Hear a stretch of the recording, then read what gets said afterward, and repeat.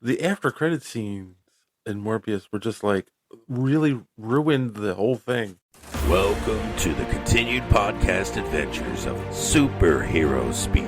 But I think many of the people that love this character and that love superheroes in general have used these stories as inspiration to say, you know what? I'm going to do something good in the world. I'm going to make a difference like my hero when I was a kid.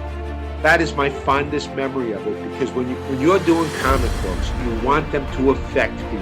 Right. You want people to care. You want to strike emotions. And I knew that Clone Saga was striking a lot of emotions. Can you imagine Pulp Fiction starring Goofy and Mickey Mouse? I can totally imagine that. I'm sure somebody's written that one quarter pounder with cheese in France, Mickey? What? Royale with cheese. Yeah, I can totally. See? I would watch the hell out of that movie. Yes, I gladly sacrifice that my progeny to you, almighty Marvel beast. But Neil Adams is somewhere going, it's my time. How do you measure success? Hey everyone, and welcome to Superhero Speak. I am your host, Dave. And John. And JD's on his way, folks. We promise he should be here this week. Maybe. But in the meantime, we have two of our most favorite people in podcasting with us this week. We have the one and the only 8-Bit Ray from the Gorilla Brain podcast. How are you, sir? I love that I come on here and I get the one and only. It's amazing. It's a great feeling. You know, I go on Fans on Patrol. I go on So Wizard. I get treated like shit. Like, hey, Ray's here. Who cares? But here I come here. I'm like a celebrity. You are. Wow. That's incredible. I've lived my dreams. And of course, we can't talk Blade Trinity without our good friend D Square. How are you doing this week, sir? As the fan that you let on here with much risk, but I guess good enough reward, I'm doing great. Spent my Saturday night watching Blade Trinity, and so appreciate that. Dave, thank you. There's not a way to spend Saturday night. You did like bring the bourbon or the tequila with that, right? Oh, absolutely. Yes. All right. Well, we'll start with you then, Don. Besides having to watch Blade Trinity, how have you been? I've been wonderful, living the dream. I don't know, what does an analyst do? He sits at the desk all goddamn day and stares at screens, and then he does the same for fun. So living the dream. You know, being a dad. You know, I see the baby gate there in the back right there, so I dig it. It don't work there too. Well, it don't work. But it's an illusion. It's enough of it'll slow him down. I get it. I understand. Exactly. It's kind of like a toll booth thing, or like a gate where the little stick comes down. You could smash through it if you wanted to, but it's just an illusion.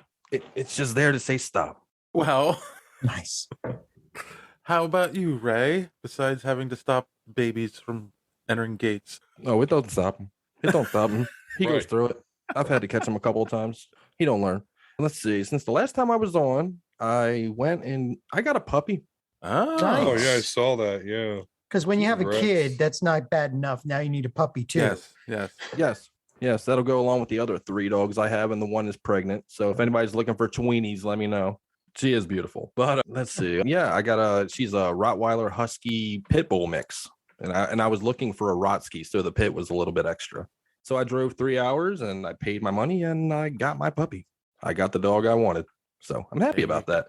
Now I just had to deal with her pissing and shitting all over the floor and getting her trained up. That's about it. That's about it. That's why I like cats. I got cats too. I got 4 of them things. You want one, John? No. The 2 I've got are more than enough. Okay. They're losing their hair because it's the beginning of the spring, summer. And so just to make sure they get the optimum coverage of fur around the house, they go sit on the heat register here, and let it blow everywhere. Well, two of my cats are indoor outdoor. So they go out different times of the day whenever they want. I only bring them in at night because there's things that go bump in the night out here, and I don't want to be missing a cat. But mainly they just like guard the chickens. Yeah, I got chickens too. I used to have chickens. They're fun. I got a whole flock. It's a joy living here in the middle of Virginia.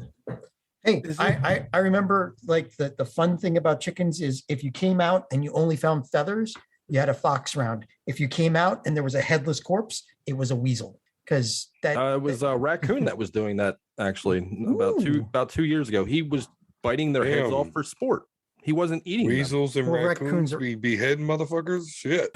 Yeah. Well, weasels don't want the heads, but they'll eat the rest. But the raccoon, that sounds like he's just an asshole. And I got a possum that comes on the porch and digs in my trash. And I'm like, God, man, I can't wait. Yeah, but you want to keep possums around because they'll eat all the ticks and fleas. Exactly. And that's why I don't kill his fat ass. Raccoons are assholes. Oh, raccoons are No, terrible. they are. They seriously are. Like I go camping every year and I'll be sitting there at the campfire and these motherfuckers will come right up to my shit. And I don't care how much I chase after them with my broom. They'll just wait 45 minutes and try again. Shit, when I go camping, it's like bear city. Like we go camping and there's bears on the side of the road. I'm like, I don't feel safe here. That's why I get a cabin. Mm-hmm. Yeah. Smoky bear ain't biting my dick off while I sleep. Mm-hmm. No, sir. That's the first I heard of that. Okay. You didn't go camping on Brokeback Mountain, did you? No. Me and Don haven't vacationed together in a long time. Thanks. Okay. Boy. Staying away from that one. Sorry I said anything. Well, then how are you doing, John? Getting towards the tail end of my death march. I'm finally starting to catch up a little bit with work. So I think I worked 50 hours last week. I'm a little bit tired. Then there, and of course, now that I'm starting to catch up, my old work laptop blows up. My docking station blows up. Cost me $300 for a new docking station. Got to set this up so that you can now hear me on the new work laptop. It's just everything's a pain in the ass. So wait, your company doesn't supply the docking station? That's what I was about to ask. No, not besides, they always give us inferior equipment. Like every time I get a laptop from my company, and you know who my company is, and they have plenty of money. But every time I get a laptop, I have to. And apparently, they'll kill you if you mention their name. Right, pretty much. And I have to apologize to everybody every time I say the name. So, but I have to put the extra memory in sometimes, or order it separately or whatever. It's just a pain in the ass. So otherwise. A new spring season of anime has started, so I've got a whole bunch of new animes I'm looking through, trying to find the good ones and weed out the bad ones really quick, and kind of fun.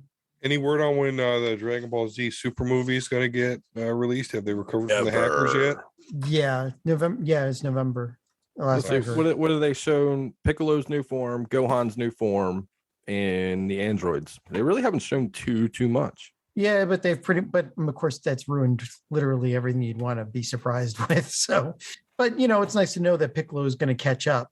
And if you're reading the manga, that Krillin will catch up at some point too, actually. I mean, why not? Roshi was in the Tournament of Power. Who cares? Anything is possible. Come on. Yeah, but Roshi is there was a death battle between Roshi and Jiraiya from Naruto. Mm-hmm. And yeah, Roshi is he's just too tactical. So anyway, yeah, that's how I'm doing. Everything's good, Dave. Until we do the review, and then that's all shit. Wonderful. Have you been, Dave? Yeah. Good, actually, really good. So just came back from a convention actually this past weekend, which was Fan Expo Philadelphia. So for those who are in the know when it comes to conventions, it was formerly Wizard World, and they got bought out. Like 5 of the shows got bought out by Fan Expo. So this is the first one they put on. It's also the first convention in Philly in 2 years, and it was really good. I mean, like it felt like the Wizard shows of old. Those large crowds. The one Wizard one that I remember, and that's I guess when I just started going to them with you, they had the red carpet. They had the gaming stations. Like it was like it felt like a 3-ring circus inside a festival, and then they started to die off. So I won't say it was as big as they did get at one point, but I mean, if you remember the last show we went to, it felt like a show that was dying. There was barely anyone there. There was no attendance. It was like tiny, and this is like the level it probably should have been at, and it was good. I mean, it's weird. I saw a couple people complaining online because some of the celebrities canceled, but that happens, But yeah, like I went Saturday and Sunday. It's weird to be in a place like that where now the mask restrictions have been lifted. So Well, no they just masks. reinstated them in Philadelphia, so Yeah, but that's a whole nother thing. But yeah, so we're walking around and like just talking to people you haven't seen in a while. So it was a really good time. And what was the other thing? Oh, I did get some interviews. In fact, we're gonna plug one into this episode in a minute.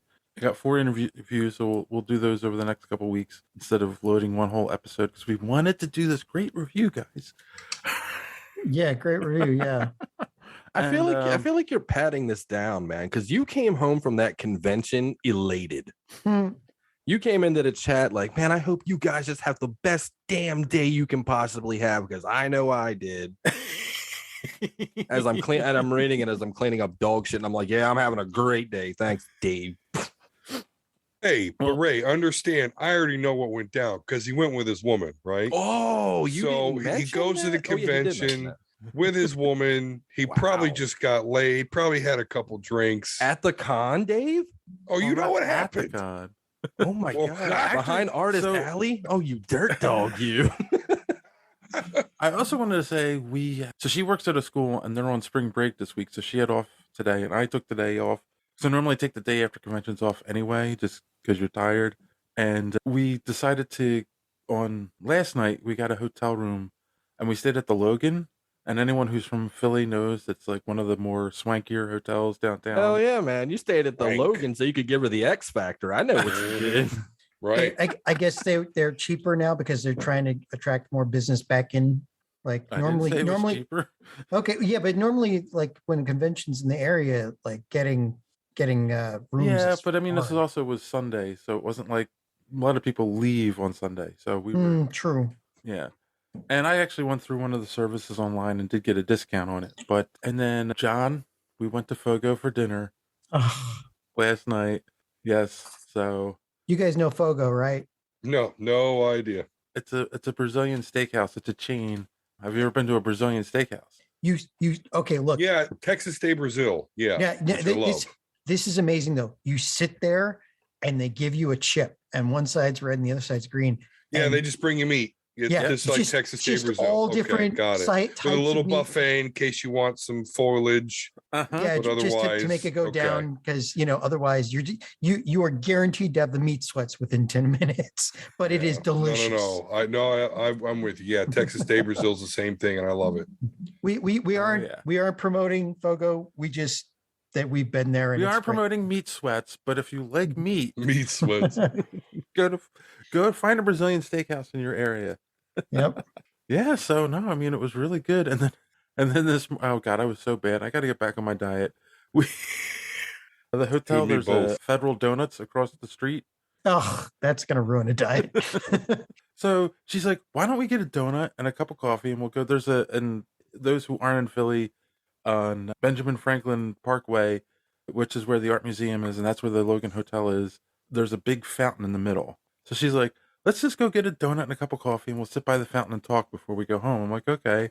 And we go in, she orders a half a dozen. Nice. And we each ate 2 while we were sitting there talking, but they were good. Yeah, so. I did the math on this, man. I used to go to the gym like 4 times a week. Mm-hmm. And we would do 3-hour workouts 4 times a week. We would do 3-hour workouts and 1 Krispy Kreme donut. Just one. Were you an assassin? Yes. 1 Krispy Kreme donut negates an entire 3-hour workout. Yep. Just I'm one. Sure. Oh my God, donuts are the worst. They really are. Well, even with donuts, so like just 1 Dunkin' Donuts coffee cake muffin is like 900 calories. Like just one of those is 900. It's just yeah. Blah blah blah. Working out for 3 hours. You work for Foxhound or something? I mean, what's going on? No, I like to watch movies while I was on the treadmill or on the bike or whatever I was doing. Holy shit! I would catch up on my podcast, like the things I was listening to. I had a lot to do while I was working out, and I just lost track of time most days. So it came out to be about 2.5, maybe 3 hours, 4 times a week. Damn, everybody wishes they had that problem.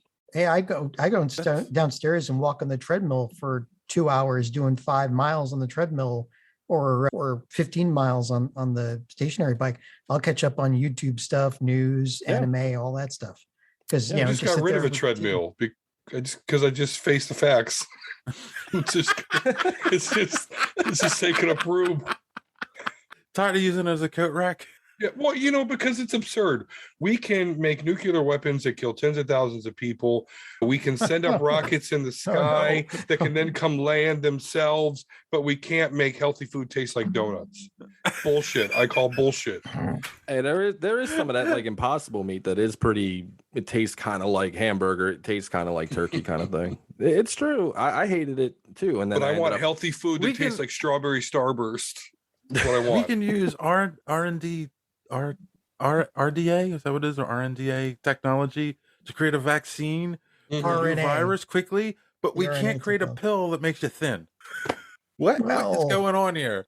They don't want to accidentally turn you into a tree when they're trying to get rid of all the cellulose in your body, like all the fatty acids. I will take that risk. We're not quite there. The risk. They're getting close. Okay, I took the risk on this vaccine. I'll take a risk to turn into a tree to lose weight. The vaccine is it's not. There's no comparison there, dude. Come on. Ents are cool. Fuck it. Yeah, that's true. Any Lord of the Rings person is going like, "Oh, give it to me. I don't care." So yes, donuts are too damn delicious, but we don't recommend that you eat them.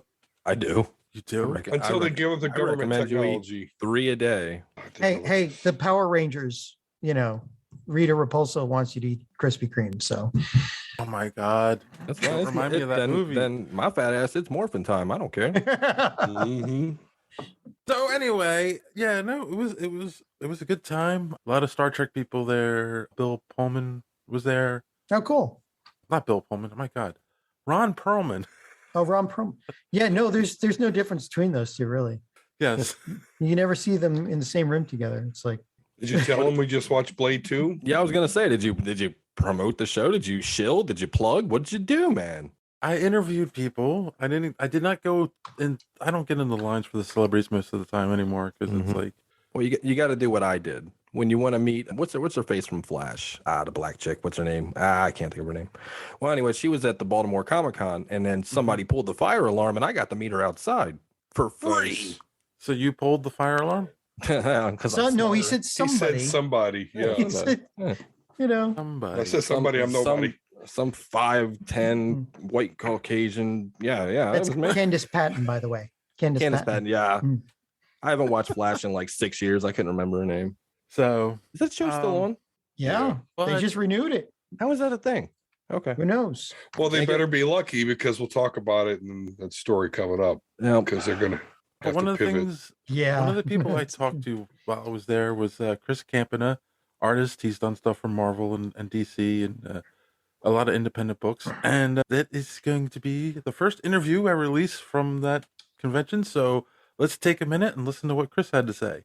All right, everyone. We are here at Fan Expo Philadelphia with the one and only Chris Campana. How are you doing, sir? I am doing well. And you? Oh, I'm doing really good. Glad to be at a convention in Philadelphia. It's been 2 years since we've had a con.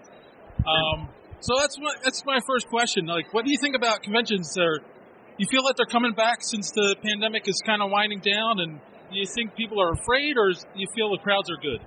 I would say last year when they started coming back in like a smaller capacity with limited occupancy, you could feel the hesitancy in the room. Right. This is the first show I've done in 2 years without a mask. Yes. This is the first show. So it's nice to see everybody. I think obviously you miss the income from shows, but what I miss more is the give and take with people. I just miss seeing my people.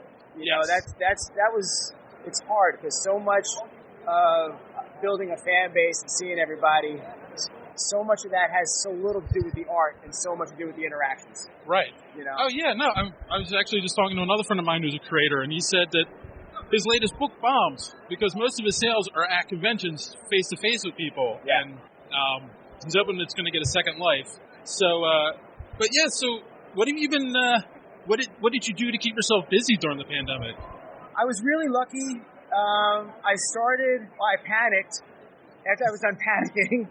for a couple of weeks, thinking, what am I going to do? Because a lot of the publishers weren't doing as many gigs either because the stores were closing down and a lot of deals were sort of like in limbo. Right. I started, instead of doing like a Patreon, I started a fan page. And we just hung out and I did some live auctions. And I was really, really lucky that the fan base supported that. And I was able to survive and get by on commission slots and auctions and just, weekly sales. And then slowly but surely, some of the publishers came back and some of the gigs started to like trickle in a little bit. But a lot of it was due to those relationships that were made all those years in person with people. Yeah. That's how I survived because they still, even though we were all going through it, they were still supportive to the gig.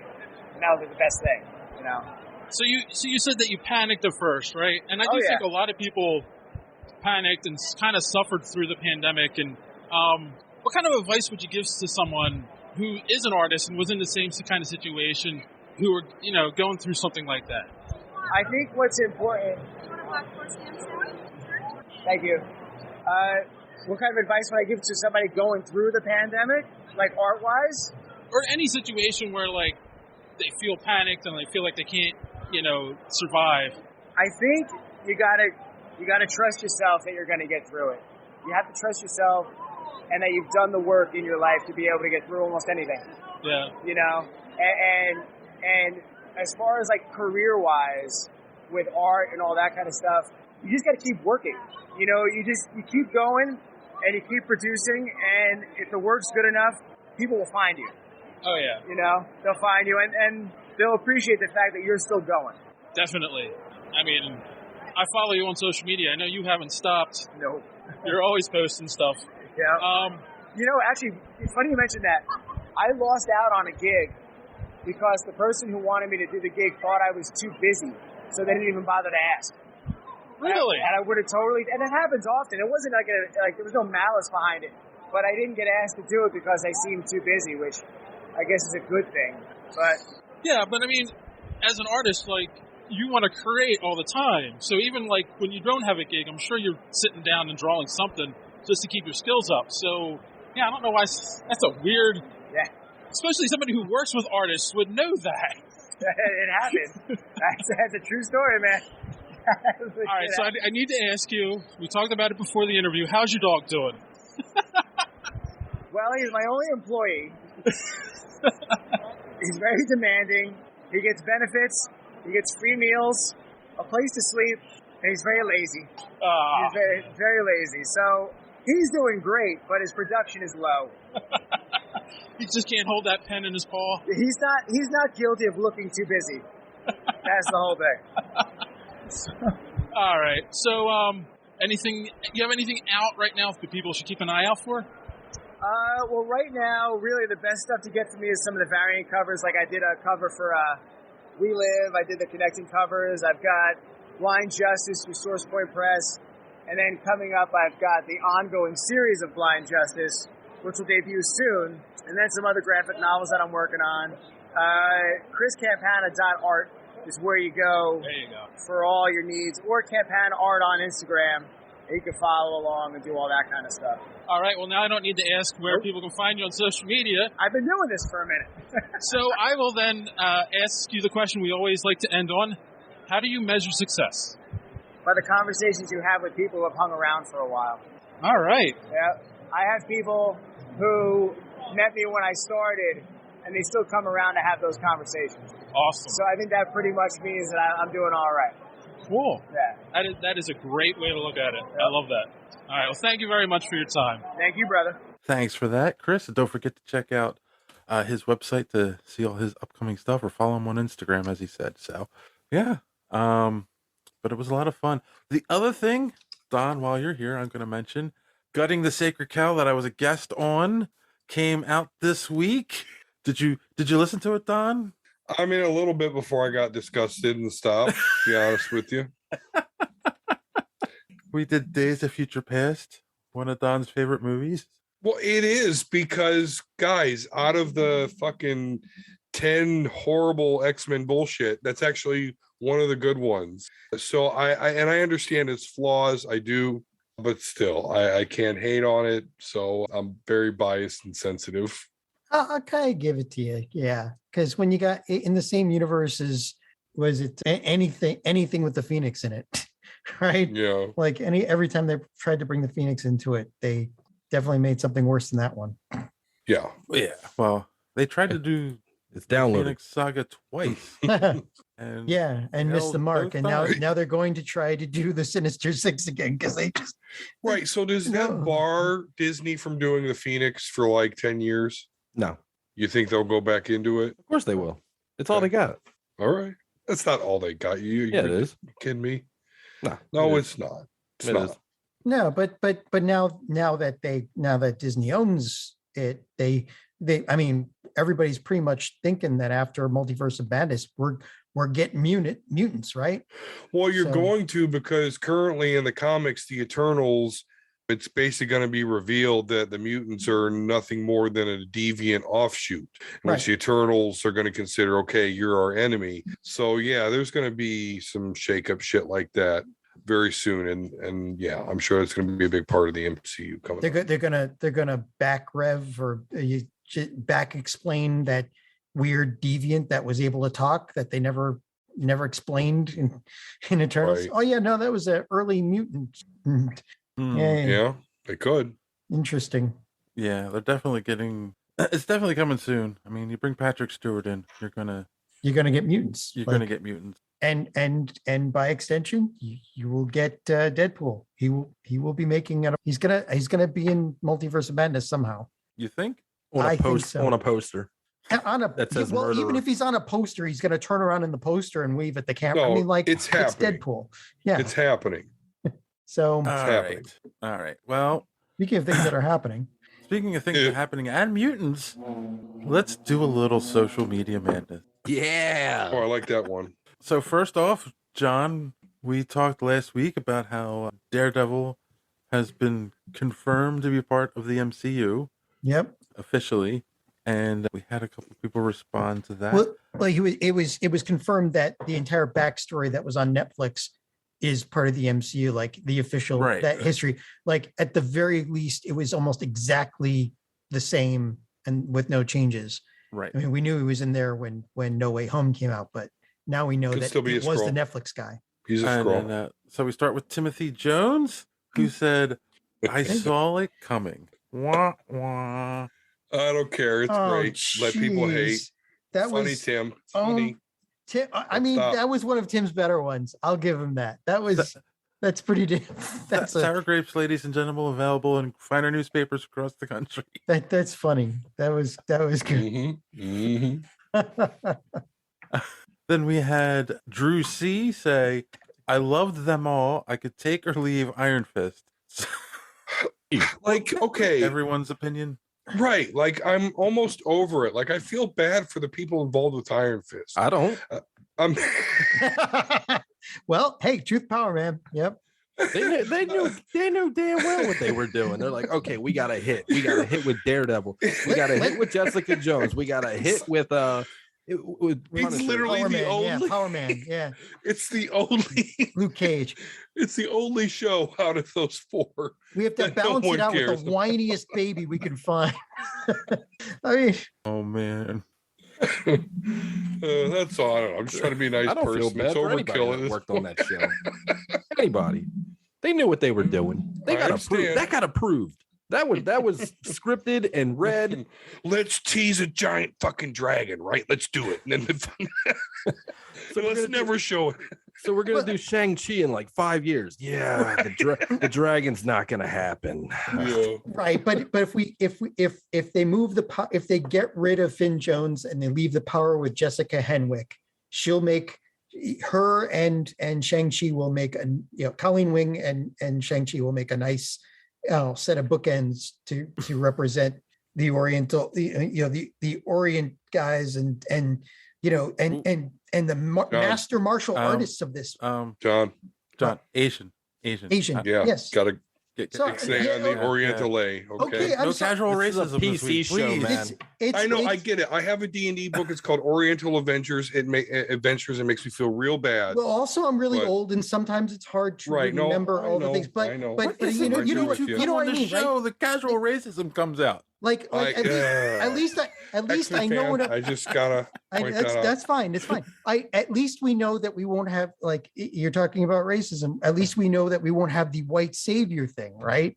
Going on, like, because we want to see the master martial artists. They play a big role. Spider-Man's supposed to learn the way of the spider from Shang-Chi, right? And I think the Iron Fist, whoever that is, if it's Colleen Wing, then great. That has a major. That's where they need I'm to hoping go. That's the what Iron happens. Fist. The white dude in Kung Fu needs to go. It's almost appropriate that's again the one show in this gaggle that we don't want to see. It was one of the few missteps that Marvel did in their all-inclusiveness, right? Like, because that was kind of a 1950s, 1960s things, the white savior, but. Yeah, but I don't think that was the point. I think it was a fish out of water story. Well, that too, yeah. But it's kind of hard to get away from the other side. Such nuance is not appreciated these days, And again, it would have been fine if Finn Jones in the writing, right? Like, oh my God, like just the whiniest bitch. The best writing he had was when he showed up on Luke Cage. Whoever wrote him for that was the Iron Fist we deserved. Didn't even do anything in Defenders. No, he barely. The only fighting he did was at the very end before the building collapsed or whatever. You saw the Iron Fist one time. And in the building when they first introduced them all together. What a waste of Sigourney Weaver. Wow. Oh my God, wow. yes. Wow. Just wow. I don't have words. Like there's you wasted one of the greatest talents of all time. I just don't know how you butchered that one. Well, they also wasted Rosario Dawson. They wasted Jessica Henwick, as far as I'm concerned. Like most of the people here. Look who decided to show up. Hey guys. You show up here. Hello, caller. Hey, this is JD calling from the car. Hello, JD from the car. You showed up in the middle of social media madness. How lucky for you. Oh, man, I should have showered after practice. I would have killed 20 more minutes. So we were yes. You know what? You should have taken a shower. We're still doing media madness. And I'm glad that you showed up here, JD, because we just got done discussing Oriental and Asian and all different kinds of things. So growing up, my favorite ramen noodle from Top Ramen was Oriental. Okay. Now they don't call it anymore. It's soy noodles now. It's soy. It is not soy. I still go, where's my Oriental? What do you want? What kind of noodles do you want? I want Oriental. You're not going to change the rule of thumb is Orientals are rugs. Everything else you can't say JD, you can't say rule of thumb. This is a PC show. Oh, you guys let me on? That's the PC way to say it. I come from a very diverse culture. I know lots of people of many ethnicities. I go with Asian. Do you know the origin of the saying rule of thumb? Oh yeah. Is that something that's like they're gonna cut your thumb off? Or you can beat your wife if it's the thumb of your thumb? Is that what it is? Yes, you can only hit your wife with something the size of your thumb. I tried that one with Michelle once, and she said I'd like to see you try. Said, no, thank you. Boondock Saints taught us so much. Thank you, Boondock Saints. So that could be the greatest direct-to-video movie of all time, I'd say. Yeah. Yeah, close to it, yeah. So what we were discussing last week on the show that you missed, they had officially said Daredevil was part of the MCU canon. So yeah, didn't we learn that when he showed up in Spider-Man? Yes, but like they changed his online profile for the MCU version and includes everything from the Netflix show. So yeah, go ahead. Rule of thumb: if it's in the movie, it counts. If it's not in the movie, it doesn't count. Right, but that's the thing. They said that everything in Netflix, all the Netflix shows are canon. There you go. So unfortunately, Danny Rand is still out there somewhere. That's what we were talking about. That's what we were talking about. What was that rule of thumb again? Can we rule of thumb Danny Rand?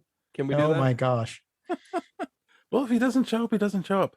Can you do anything about it? His fists never work when they need to. That's true. He should have used Energizer batteries. So Screen Rundown replied with a GIF of the Guardians. What's his name? Head of the Guardians of the Galaxy. Chris Pratt? Well, Star-Lord? Star-Lord saying finally. Wow. I'm all flustered because of the And this is superheroes speak, ladies and gentlemen. because of the racism. The Gorilla Brain podcast replied with, I think Jessica Jones should be on the banner for Disney Plus. Amen. And the GIF is Jessica Jones. You are a hard drinking, shirt fused mess of a woman. She's great. She is. She represents so much about, the female audience that watches Marvel movies. Hard drinking, mess of a woman. I appreciate that. And dealing with a whole bunch of crazy, shit that happened because of men in her background, and dealing with it. It gives a really good. I don't know. I'm sure it helps a lot of people out there to know that they're represented. Dealing with that kind of trauma. They just need to be introduced to the rule of thumb. Anyway. Oh God. Oh my God. Okay, look, this just became everyone's favorite podcast. Good job, everybody. The Wizard podcast. I know you want views, but getting hate mail, it doesn't really count. And we don't get views. We're into podcasts. We get downloads and listens. Exactly. You'll get tons of listens for that. Anyway, and then moving on. So Wizard Podcast said, are they going to CGI Avengers Tower into the New York City skyline? Absolutely drove me insane watching these shows. So what do you mean about the event? Wink, wink. Right, exactly. Like they couldn't directly say it. And you didn't see Avengers Tower while they were in New York. I get it. So oh, that never occurred to me one time that you couldn't see Avengers Tower. That never entered my mind. Well, Joe, first I thought about it, but he's right. He's right, but it's like, wow, I never would have thought of that. It bothered me when I was watching it. I'm like, all right, so we got Daredevil in New York. Okay, the Avengers event happened in New York. All right, we're gonna see Thor and Captain America. No, you saw nobody. It was almost like it's not like New York City proper, though. It's like it was Hell's Kitchen. Hell's Kitchen. And I hate to say this, but a 5-block radius. Yeah, I mean that is New York City proper. Like, that's right in Manhattan. Okay. Yeah, well, we stay in Hell's Kitchen. We stay in Hell's Kitchen in a hotel in Hell's Kitchen when we're going to the New York Comic Con, and walking to the New York Comic Con from there, you can see the building that's the model for the Avengers Tower. Right. Yeah, Hell's Kitchen is like right by the Chavez Center. I don't think people realize that. Daredevil did his job, man. The Hell's Kitchen is a pretty nice place. Exactly. He did his job. We don't need him anymore. Oh, wait. Anyway. Moving on, we also talked about the Paul Dano, is going to be coming out with a Riddler prequel comic. And Mr. Tonic Mole said, sounds awesome to me. I can't wait. Some people are looking forward to it, guys. You already know my feelings on it. I went on like a 3-minute tirade on it. I'm good. And then finally, if you guys remember when we did the Nerd Dungeon episode. No, we went on a tirade about The Last Starfighter during the episode. Oh, yeah, okay. I do remember that now. A tirade, or because we liked it, right? Right. I think we just praised it a bunch. Yeah. Yes. To which Drew C replied, I loved The Last Starfighter. When I was a kid, since there wasn't any toys, I used this guy. Yeah. I don't know who that is, but it does kind of look like the suit from The Last Starfighter. I know how that goes. Growing up, I couldn't afford a Megazord or a Dragon Zord when I would play Power Ranger toys. Mm-hmm. So I took my 12-inch Cyclops, Sabretooth, and whoever else I had, and they were my Zords. Oh, that makes sense. I had to get I think when Power Rangers came out, I was like 12, 13, just really kind of too old to play with toys. But my brother was like 7 years younger. So I just bought him all the Zords for his birthday. And then played with him. Yeah, it sucks when you get too old to play with toys. It really does. Yeah. There is one toy that I never got that I always wanted. I eventually, as I got older, bought myself a Megazord and a Dragon Zord and the flute and all that crazy shit that I missed out on. But there is one toy that has eluded me. for 30 some odd years now. And that is the Technodrome from Ninja Turtles. I that must be a never rare got it. one now. I still give my mother shit about it. Like, hey, remember that Christmas you said you were getting me the Technodrome and you just ended up getting me like 40 Ninja Turtle toys? Go fuck yourself. No. I still want my Technodrome. Oh. So every year for Christmas, she asked me, what do you want? And I say, what do you think? You want that stupid toy? And I never get it. I'm going to end up buying it for myself. I wonder why. Yeah, Well, exactly. For those listening, please send your Terradromes to 8-Bit Ray, care I got of a the lot Gorilla of Brain trauma. Podcast. You know, I got a little bit of that because one Christmas I really wanted the Super Nintendo, and the fucking kid at Toys R Us talked my mom into the Sega Genesis. Ooh. And yeah, I mean, don't get me wrong, like a year later I got the Super Nintendo, so I mean it's not that bad. But yeah, there was a year that I had just the Genesis and no Super Nintendo because some fucker that worked at Toys R Us running his mouth. Anybody else got any trauma they want to air from their childhoods? Oh, I'm pretty happy in my childhood. I've got a lot, but I have to pay you. We had the Super Nintendo first, and then got the Sega Genesis a year later. I didn't get a Super Nintendo until I was 22. There you go. Oh, that's too bad. Yeah, we had to pick. We had to choose sides, and I was like, I want to play Sonic. Yeah, I regret it. We had the Super Nintendo, and then they were getting Mortal Kombat with the Blood came out only on Genesis. So Matt and I had to save up and work, and we convinced our parents into getting us Genesis. And Genesis was more like my system, where the Nintendo became more Matt's, because I like the sports games and like the fighting games. So those are better on Genesis. Yeah, ABAC ABB. Blood code. Blood code. It's the only way you were getting that blood, baby. I needed to rip a man's spine out at 13. It was very important to me. Very. Yes. And no other reason to play Mortal Kombat over Street Fighter 2. Sorry, hot take. See, I always preferred Mortal Kombat to Street Fighter. I thought Mortal Kombat was the better game. But I'm also not a big video game guy, so that my opinion means absolutely bupkis. I would say visually, Mortal Kombat is better, but balance-wise, fighter-wise, like control-wise, I would say Street Fighter. Yep. Because even a skilled person could make Blanca work, but like... I might argue that your childhood wasn't that happy that if at 13 you had to rip someone's spine out. You didn't have to, but you could, and that was fun. Yeah, that's what I'm saying. I had the opportunity to rip his spine out. Yeah, that made me a happy child. Yeah, forward, down, forward, high punch. That's the rip someone's spine out of their ass. Speaking of ripping somebody's spine out, we could go segue right into the news after our commercial break. I was going to say, this is why we do social media madness, people. It is so that people can get their grievances out. They can bring their social views on racism out, and we can get to the bottom of some things. This is so a fair position. That's why the show's 2.5 hours long now. If you want to be a part of social media madness, here's our good friend D Square to tell you more. That guy. That motherfucker. Enjoying the show? Want to be part of social media madness? Make sure you are following superheroespeak.com, where you can find all of the show's social media links at the top of the page. While you're there, you can check out old episodes of the podcast as well as some other great content.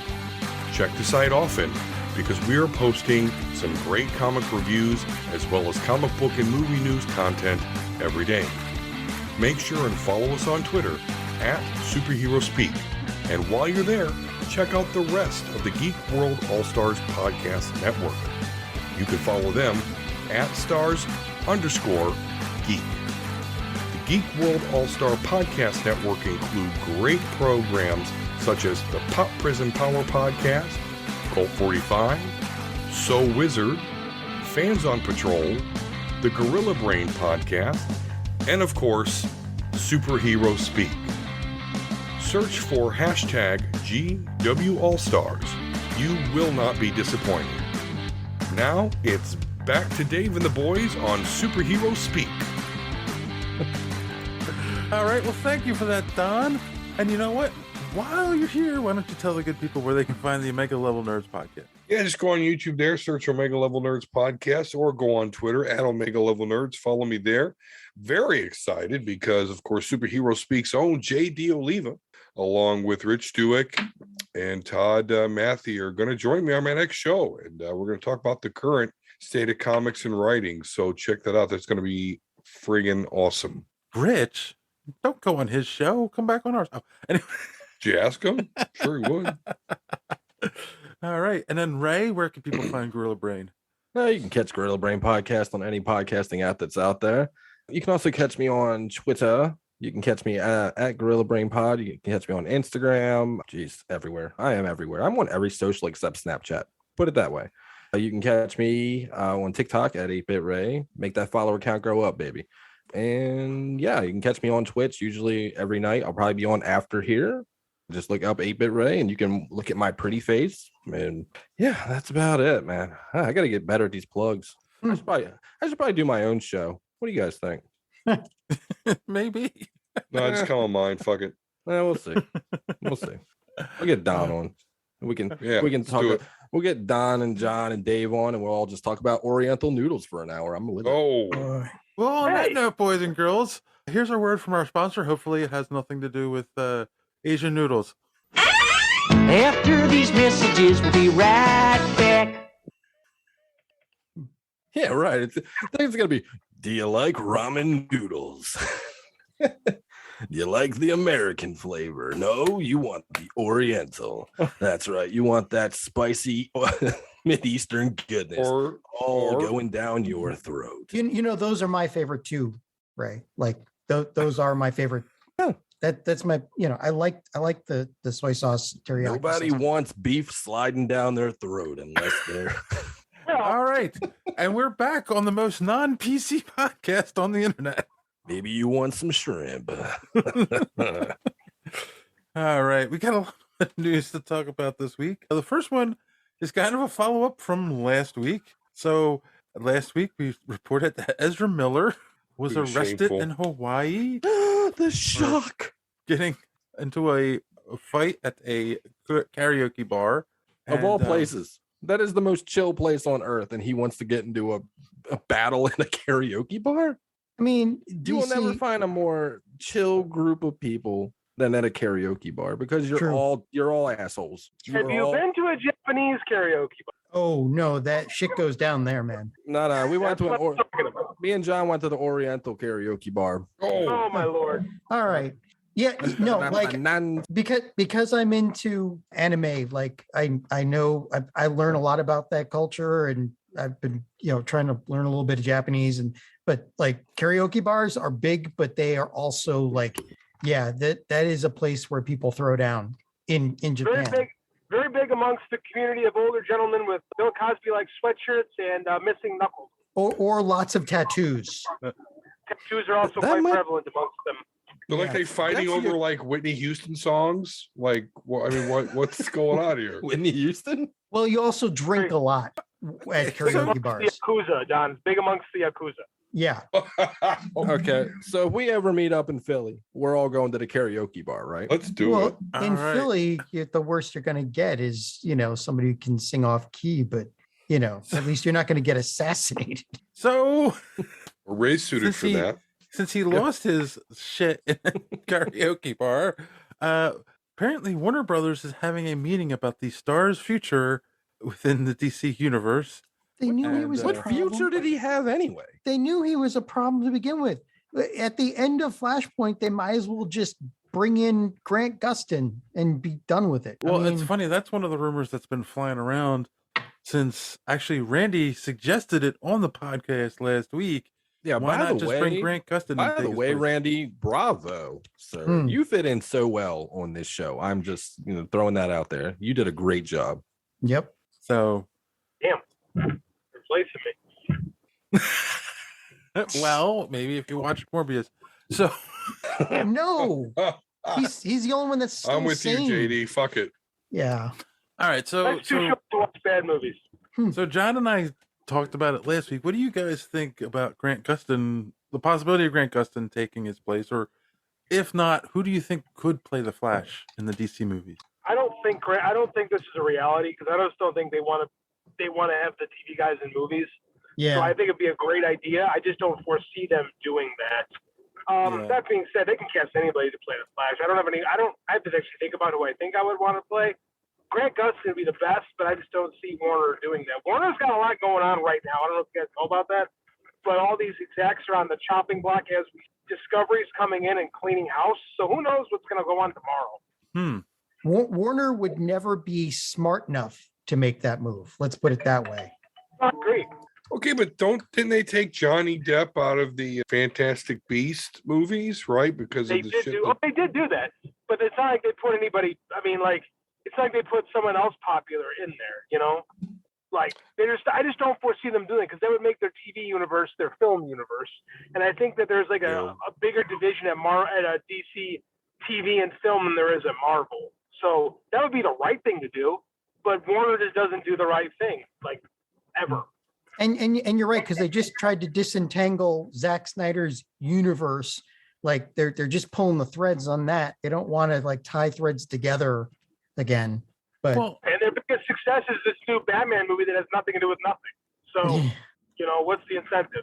Well, and the thing is too, like they weirdly agreed to do the crossover on the TV show where Ezra Miller showed up for a half a second. it was the movie guy. Yeah, the movie guys were the ones who suggested too. They called up the director of the TV show and said, "Hey, you want to make this go down?" And like they literally like put it together in a couple of hours. Right. So I mean, you know, that opens the possibility to cross universes. I think that was like a mistake in our universe. That was a glitch in the Matrix right there. Because it's all getting reset anyway. When Flashpoint comes out, everything goes back to zero. So what matters? Nothing matters. Yeah. Postmodern DC. Nothing matters. Yeah.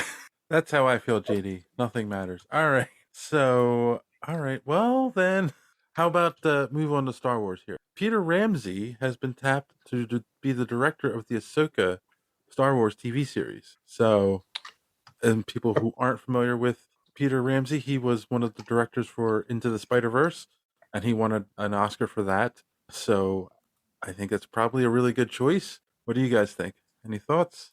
Well, Filoni and Favreau are still going to write it, so you know it's going to be awesome. Right.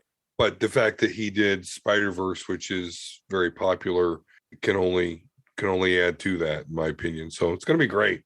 Ahsoka's an awesome character, and I just can't wait for this show. I think picking a director from animation is a good move for something like this. They said Filoni and Favreau are still guiding the ship, so it's not like it's going to be solo, right? They're not going to go off and do their own thing, so it's going to be great. He helped out with the storyboard as a storyboard artist for Sausage Party. So yeah, he's helped out with a lot of shows though. Well, there you go. So I think this is going to be good. Ray, you're being quiet.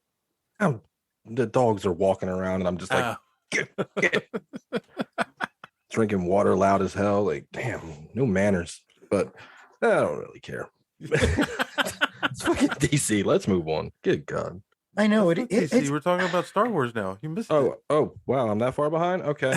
Say hence the. We're talking about Ahsoka. Yeah. I'm sure it'll be fine. I'm sure it'll be as good as Book of Boba Fett. Sure, why not?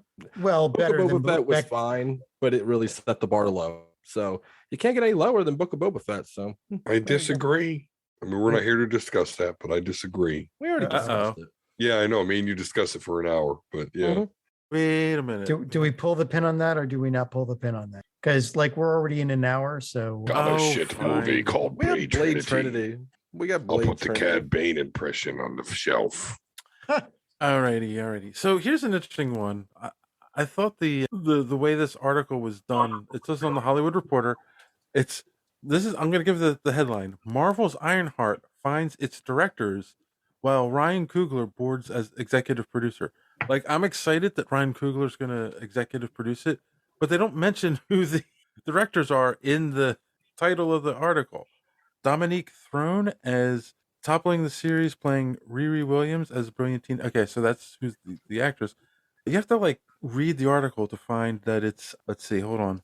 Sam Bailey and Angela Barnes are the directors. So that's why it's not in the headline. Yeah, right.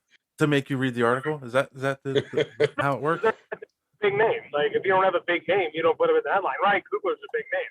You go, ooh, Coogler, you click. Well, but you gotta help them out become a big name. You do a good job on this show, you get a name. You can't put the cart before is the that horse. how it works? And the horse is pointing its head into a cart. So anyway, are we excited for an Ironheart show? And if if you were on the fence, are you more excited now that Ryan Coogler's involved? Not at all. Directors don't mean anything. Well, like Steven Spielberg is probably one of the greatest of all time, but he made West Side Story. You mean producers, right? Or do you mean director? Like Steven Spielberg? I mean, yeah, but I mean, like he's been producer on a bunch of stuff and director on other stuff. So I thought he directed West Side Story. Yeah, He direct West Side Story, but he has produced a lot of stuff. Well, I'm just saying, you could be the biggest name in the world and still make a turd. So I don't put much stock into it. It's fine. It'll be fine. I'm not interested in the property. It's not for me. Right. But Coogler makes me want to at least check out the pilot, I guess. Well, I'm not that familiar with the character. So it's just like it's the Moon Knight situation where I'm not very familiar with the character, but I'm still going to watch it. I'm going to go in blind. And like I said online on Twitter, I can take my fanboy hat off and just go along for the ride. And that's nice that I don't have to like supervise or everything. Oh, that's not comic accurate. Oh, that never happened. It's just nice to not be judgmental. Can we just like sit here in awe that DC is like worried about their actor for the Flash getting canned because he might be going to jail, and on the Marvel side, we're going into like they're reaching really, really deep into mythos to find new characters to add to their huge freaking universe. Like, well, I mean, they did that with Suicide Squad. They reached a whole bunch of B villains, and we just watched a TV show about the Peacemaker. Yeah, I was gonna say Peacemaker. Man. Yeah, I know, but it's so hit and miss on the DC side. More miss. Very much. More miss. I'll agree with that. The thing with DC is that when they hit, they hit. It's really good when they hit, but it's usually just a bunch of misses. Yeah. With this Ironheart series, I'm disappointed because I don't think that we're going to get a Robert Downey Jr. AI Iron Man. That's my question. How do you make it work without RDJ? That's going to make it seem very forced and disjointed to me. What about what they brought up in Civil War when he had that augmented reality? Sure, he could just live in flashbacks because he had his whole brain uploaded in there. So why not? She could learn everything she needs to know from the augmented reality. That's what happens. But in the book, he's an AI that teaches her. Yeah. But, like RDJ's walked away from the role. Like I'm not sure if they can get him to come in. Maybe they bring Jennifer Connelly in because she did the voice for. Was it not Friday? That wasn't Friday. That was, or was she Friday? Yeah, too? Friday. Yeah. Yeah. So, and she was in Spider-Man, all the Spider-Man for his suit. So maybe they bring her in. I don't know. Or maybe he makes an appearance. We don't know yet. Maybe they've learned their lesson and they'll leave it, and we'll hear about it like the first opening day. People coming out screaming up to his house. Yeah. Back up the dump truck to his house and drop a couple. Drop just. Well, they've got enough footage, though. They could do it without actually having him have to do anything. I think they still have to pay him. Yeah. Be like that. Yes, they do. Simpsons with Millhouse, where they're trying to put Fall Out Boy together. The great X-Men movie together with the Fall Out Boy clips. Jiminy Tillikers. Yeah. Well, we'll see. And then finally, this is something we talk about on this show a lot. But Joey Casey, who is the co-creator of American Chavez, was offered some money for them using the character in Multiverse of Madness, and he turned the offer down, saying it was insulting. It wasn't enough money. And his argument is like, he's doing that so that they'll make better offers. I don't they didn't have to offer him anything technically. So do you think this is going to help creators in the future, or has he just made things worse for them? I think it could, because I understand his point that these concepts become multi-million, billion-dollar concepts. And so it's the ratio to what the actual creator of the property is given is ridiculous. So this is a way to get that into a news story on the internet. So to highlight this sort of thing, I think that's actually rather effective. Now, will it change anything? I don't see it changing anything legally, so no. But it does highlight it. So hats off to that. Doing the Alan Moore. Yeah. If you read deeper into this, like he also negotiated with them because he was part of Big Hero 6. And he got, according to this, he got favorable compensation for that. And yes, but and he's also there's also a difference here. Like Big Hero 6, the movie was based on the property itself. They're using a character. No one's going to see Doctor Strange 2 because America Chavez is in it. Like she's Some not people the draw. are, yeah. Nah, she's not the draw of the movie. I'm sorry. It's just at this point with the MCU, no one is going because they've included this character that is a B-level hero in the MCU. Like or in the Marvel comics. Like she's not a big deal. So like I just think it's weird that like this is the hill he's deciding to die on. B-level is kind. Right, but also consider how much money this movie is going to make. It's already sold out in most places. We're still like a week away, and they only offered him like somewhere character. But they only offered him in the range of $5,000. Come on, they don't have to offer him anything. Yeah, but $5,000 when they're going to make over $1 billion on it, and one of his characters is like the main driver of the movie. He made the character under the House of Marvel. Therefore, Marvel probably owns the entire property. You have to get approvals to create characters. It's not like the Wild West of the old days. It's still and he's not doing that bad because again, I don't know if you guys know much about Man of Action, his outfit, but they created Ben 10 and Generator Rex and a whole bunch of other stuff that is still to this day incredibly popular. Like I'm sure they made buckets of money on that, but it's still. I mean, I know, I, and you guys have explained to me many times before, but it still blows my mind that these guys like created these characters that are almost timeless now, and Marvel can just say, "Well, we'll drop 5K on you," and good boy. Where are you getting 5K from? Like he never said how much it was. He just said it was an insult. Marvel Publishing sent over a special character agreement for him to sign that included a cash offering. Though Casey declined to say how much Marvel offered, the sums for other creator agreements is said to be in the 5K range, though a source on the Marvel side disputes the figure, saying they're generally higher. But I'm sure it was like, generally higher, 5-10K. And that's what I've heard in other reports too. Like it's not anything. We're not going to, let's not start that. We don't know how much it was. I'm not going to take a guess, but even if it was 5,000 again, like, I don't know. JD, you're being quiet. This is a topic you usually have a lot to say on. The only reason to work for the big two is for the page rate. Mm-hmm. They're never going to treat you good. They're never going to treat you kind. Never create anything for them. Play with the toys that are in the box because you're going to get pissed off if you add a toy and they just keep it in their box, right? It's like you bring a toy over to play with the big kid. The big kid decides he's going to keep it and you don't get to play with it anymore. Like, it's unfair, it's unjust, but you know what you were getting into with them. It's bullshit. It's gotten worse over the last decade, right? Now that they're sucked into these big conglomerates. Like, Paul Levitt used to just write ass big old checks to guys who are like, yeah, that's kind of like what you did. Here you go. Here's a check, right? Marvel, now Warner and Disney don't even bother with that. They're offering them next to nothing. And it does make sense to, like, write out something.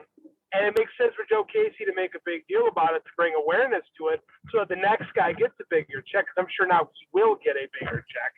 But in reality, it's not like Alan Moore, because Alan Moore doesn't want anything. Like, they tried to give Alan Moore money, and Alan Moore says, I don't want your money. Go away. It's not Alan. It is not as the exact opposite of Alan Moore. Alan Moore would have a lot of money from what he wants nothing to do with it. So in my opinion, if you're going to use your big two career to launch your independent career where you can make real money, because in Marvel, if you're working big two, you're just working for the page rate and some royalties on the side.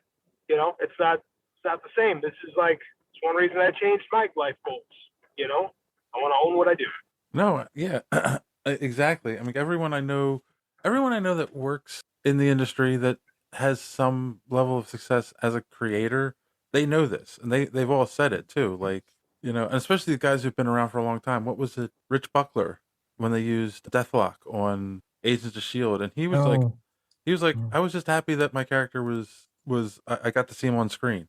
Like, that's all he cared about, and because he knew, right? Like, he knew they owned it. He's not going to get money for it. So, yeah. Yeah, I mean, how much did Jim Starlin get for Thanos? He got a reasonable amount from what I understand, but it wasn't like big, nuclear money. Right. They're not going to give him a percentage of the gross or any of that stuff.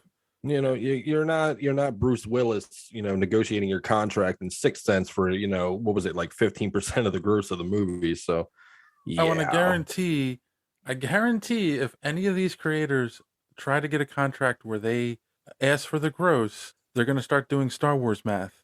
Oh, that movie has never made a profit. They've swore Empire Strikes Back has never made a profit. That doesn't make any sense at all. Uh-huh. Well, accountants can do some shady math. Like I said, if you're working with these companies, assume you're going to get screwed and either live with it or keep raising awareness. But I mean, there's enough of these stories out there where, people who dream about creating the next great mutant are going to get pissed off when it becomes a smash, and everyone else gets rich off it but you. Yeah. So why bother? I don't. That's my thought. You're working for them for recognition, right? Build your recognition and then go out and build your own stuff. Well, that's what Scott Snyder has done. Yeah, that's what I was about to say. Yeah, I mean, that's he's got the right attitude, because eventually someone's going to make A Court of Owls into a movie, right? And what's better about this than Disney is? So he'll probably get something, but it ain't going to be what it's worth. But he's making more money now doing his own thing. So that's just how it goes. Use them. Don't let them use you. Sorry, my cat's knocking stuff over. Even the cat can't stand this conversation. It's I mean, cat's right through it. Yeah, exactly. And the thing is, all these guys should read these contracts if they don't understand how this works. No, they should know what they're going into when they sign up. They're like, okay, I'm going to work for Marvel. I'm going to work for DC. This is not my original work. This is their house. Right. No. So, I mean, if you want to, build up your rep, like JD said, go build up your rep at Marvel, make people like your book, and then go when you're independent, That's all you can do, really. If you ever want to make any money in this business, it's not going to be working for the big two. It's going to be making your own. Yes. So, correct. On that note, we're going to try to build up our rep and go on our next commercial break. And when we come back, we're going to talk about the greatest comic book movie of all time. How do you say that with a straight face? He nearly lost it. Did you hear? You're a professional. Mid-global marathon. And we'll be right back. After these messages, we'll be right back. All right. Nice. We are back. I think we're getting Was that ready. A break? That was our break. Wow. That was a long break. We're back. We're getting ready for this review. I've got my vodka. Thank you. John's got his whiskey. Ray's got his beer. Don, what you bring to the party, brother? I have a McDonald's root beer. Well, we need a sober driver. We need a designated Dave over Don, here. you're muted. You are correct. Yeah, Voodoo Ranger is what Imperial IPA. That's a great name. Yeah. So we warned you, listeners, that the Mint Mobile Marathon was coming with the 3 superhero movies that Ryan Reynolds were in that were terrible. I thought it was 4. Is it 4? Wait a minute. There's Blade Trinity. Green Lantern. Origins. X-Men Origins. Wolverine. What else? Is that it? That's it, man. Just 3. I mean, I think we should do a Deadpool to cleanse the palate. That's my suggestion. But yeah, too good. Deadpool 2. Yes. Or we can do, like I said on Twitter, do Just Friends. It's always an option. That's one of my favorite Ryan Reynolds movies. Not The Proposal? No, not The Proposal. Same movie. Yes. All right. So first off, as I was saying on the break, that I realized watching this movie, this is the first time I think I've watched the whole thing all the way through. So It's the first time I've watched it all the way through since it was at the movie theater. You saw it in the movie theater? Oh, opening day. Yeah, I did too. Absolutely. Dude, I was like 23 when this came out, 24 or something like that. Like, this should have been great, but it wasn't. It should have been. I think I was in my mid-50s when this came out. So you're at Blade AARP Trinity now, man. Seriously. Blade Trinity, written and directed by David S. Goyer. Makes sense. 2004, starring Wesley Snipes, Shit writer, Chris Christopherson, Jessica Biel, Ryan Reynolds, run is good. Parker Posey. Christopherson probably had it in his contract to get killed off in this, so he didn't have to deal with it again. Well, he kept Dominic getting killed. Purcell Patton and Oswalt. Triple H. You forgot Patton Oswalt. Yeah, you know what? Paul Levesque or whatever. Paul his fucking Levesque. name is. Paul Levesque. Yeah, Levesque. You know what Patton Oswalt said? He said it's obviously a fantasy movie because they had him dunking on a 6'5" black man. Yeah. Was Patton Oswalt big in 2004, or was this like the start of his career? This is like pretty much the beginning. Yeah, like he had been doing stand up for a while, but he didn't really kick off until 2006. I want to say that's when he. Yeah. So. And they put him in everything. Like he was even in Agents of S.H.I.E.L.D. He's MODOK. He is. Yeah. He is MODOK. It's all you need. And I don't care what you say about it. I like that. All you need is MODOK. Okay. We all recently watched the movie to get ready for today. So I'm curious. Let's go around the room. What did everyone think of this movie upon rewatching it? I'll go first. 18 years later. Sure. Or 28 years later. Sorry. I'm Ray. I'm 37. 18. I'm Ray. I'm 37, and I'm an alcoholic. And it's all because of Blade Trinity. My addiction is shitty movies. So Blade Trinity. Okay, so I have this thing where I could watch a movie over and over, and I call it, and I won't remember a damn thing from it. Okay, there's many movies that do this. I call it the Blade Trinity effect. So given that I watched this movie 3 hours before we started this, I don't remember shit. Fair. I mentally blocked this movie out for a reason. I remember that there's Thunder Cunt. There is cock juggling Thunder Cunt. Yes. Yes. Thank you very much for the proper quote. That's what we do here. We proper quote here. Metal fangs on a vampire for no reason. There's a dude from Prison Break and Jessica Biel looking fine. Yes. I will. Damn. And being an ultra badass for no reason. Early 2000s Jessica Biel. Good God Almighty! Yes. I'm gonna Joey DiCarlo all over the place on this one. Good God Almighty! Well, I yeah, he keeps on going on about that chick from Peacemaker. Yeah, she was still trying to motherfucker. She was still trying to wreck her image from Seventh Heaven at this point. That's fine. Let her wreck it. Good God! But even so, Wesley Snipes wanted a sex scene in this movie and couldn't get it. Did I send a link to you guys about all the creepy shit that happened on set? I've been doing research, so there's no end to hard it. to find. Oh, Wesley's weird, dude. I heard so many weird things about this movie, but he's denied all of it. But there's just too many. Ask Patton Oswalt. He will open up openly about it anytime. So that's where most of this crap came out. So yeah, I don't remember anything. So remind me, boys, how great is this one? Great. Don, you were such a huge Blade fan. Absolutely. You ain't wearing a coat for this one.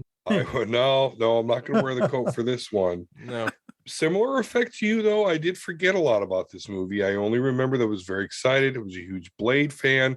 I went to the movie theaters to see this. And even rewatching it, boys, I will tell you the setup and the premise for this movie is fucking awesome. Okay? Mm-hmm. The whole Dracula angle interests the hell out of me. The whole, okay, we're going to show Blade being a badass, but okay, he got caught. He killed a human. I'm in it. Yeah. Where it falls apart is that after that happens, after he gets the lecture from Whistler about, killing humans now. What happens? Well, a bunch of humans invade their little headquarters. And what does Whistler do?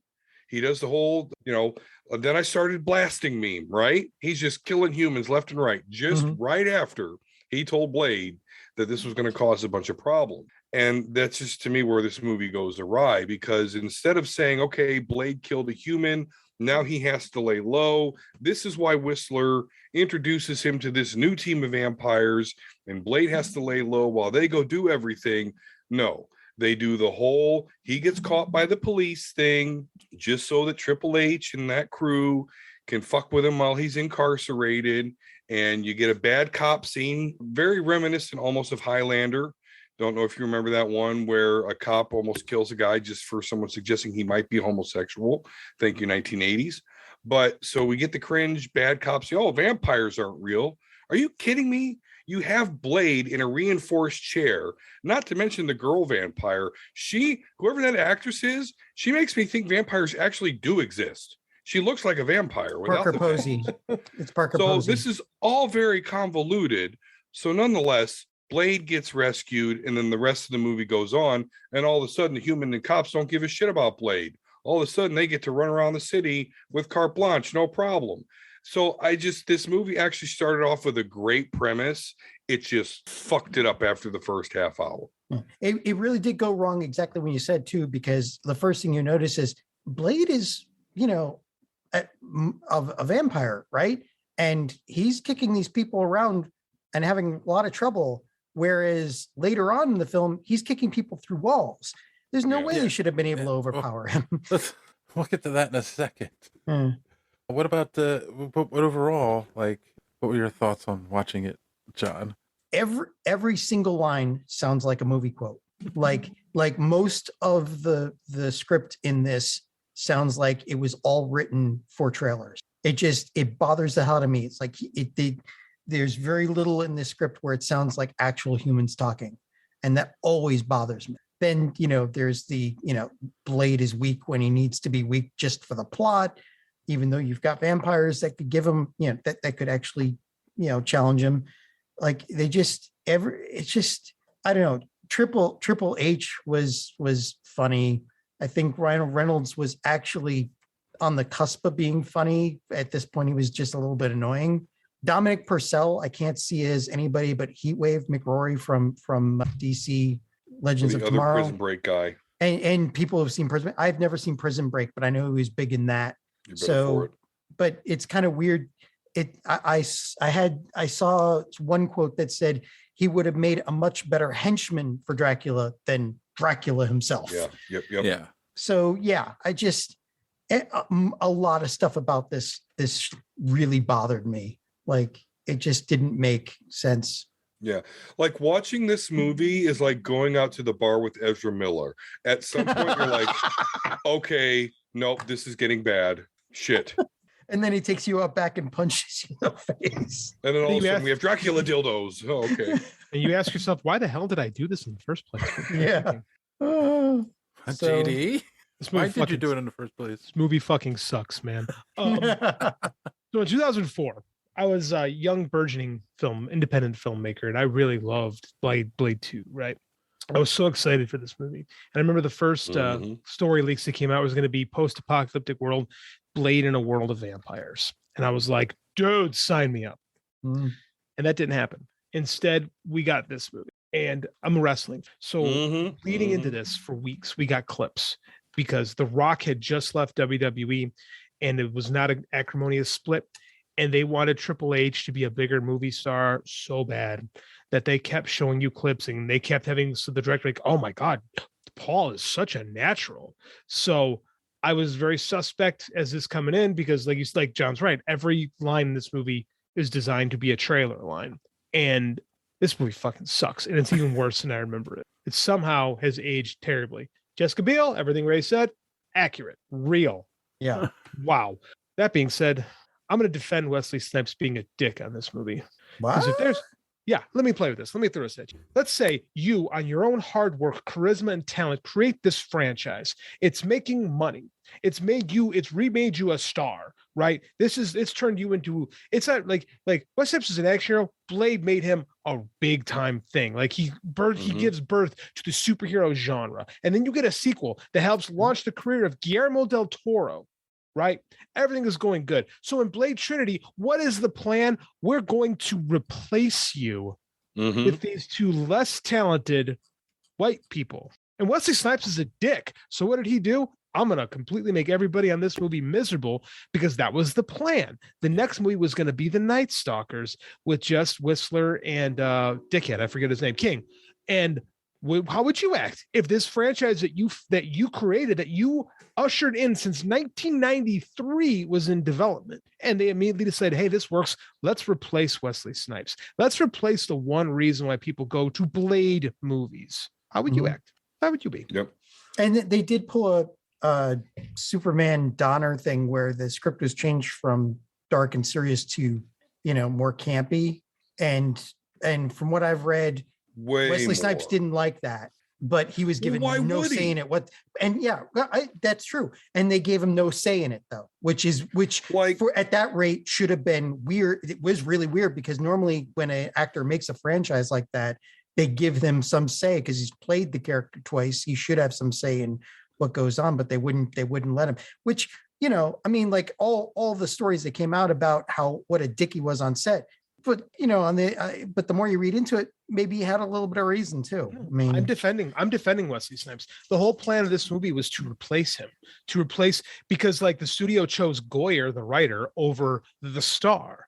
And usually it goes the other way. But everybody thought David Goyer was going to be this big thing in movies, right? He does well, but he never really becomes like this big superhero thing, right? He wrote the Nolan movies, which if we look back on them, those movies work because of Nolan. It's not because of his fantastic scripts. Because like there's plot contrivances and issues with all the oh no, like I said, this whole thing is like, three human beings go after Blade. Oh, he knocks them around, but eventually they get him. It's like, what are you talking about? He could punch a hole through their sternum. This whole thing, like, and again, Wesley Snipes has to make the movie because he's contractually bound to make the movie. Yeah. Right. He has to make it. And this is what the studio wants to do. They want to get rid of Wesley Snipes. So I get it. I'd be a dick too. I might not go to the lengths Wesley Snipes does. Yeah, I was gonna say, man, he's also crazy. Let's not take that out of it. But I get it. I get it. What did he call Ryan Reynolds on set? I forget. What did he call Ryan? The Cracker. The Cracker, you're right. That was always referred to on set all the time. Yeah. Well, that fits on our Oriental comments. Yeah, right. But seriously, as far as like writing him out, like a major problem with this movie is that a half hour in, everything's motherfucker. Fuck this, fuck that. Even Triple H is talking about getting ass raped, right? At some point, Dracula dildos, all that. So by the time Wesley Snipes gets to deliver an awesome line, right?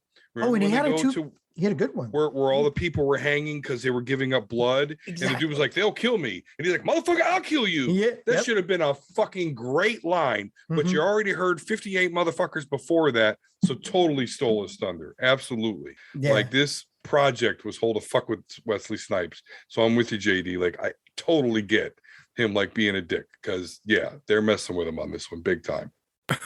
Yeah, there was an account that he tried to strangle David Goyer. But and it's been backed up, but I guess David Goyer was like an asshole too, I guess.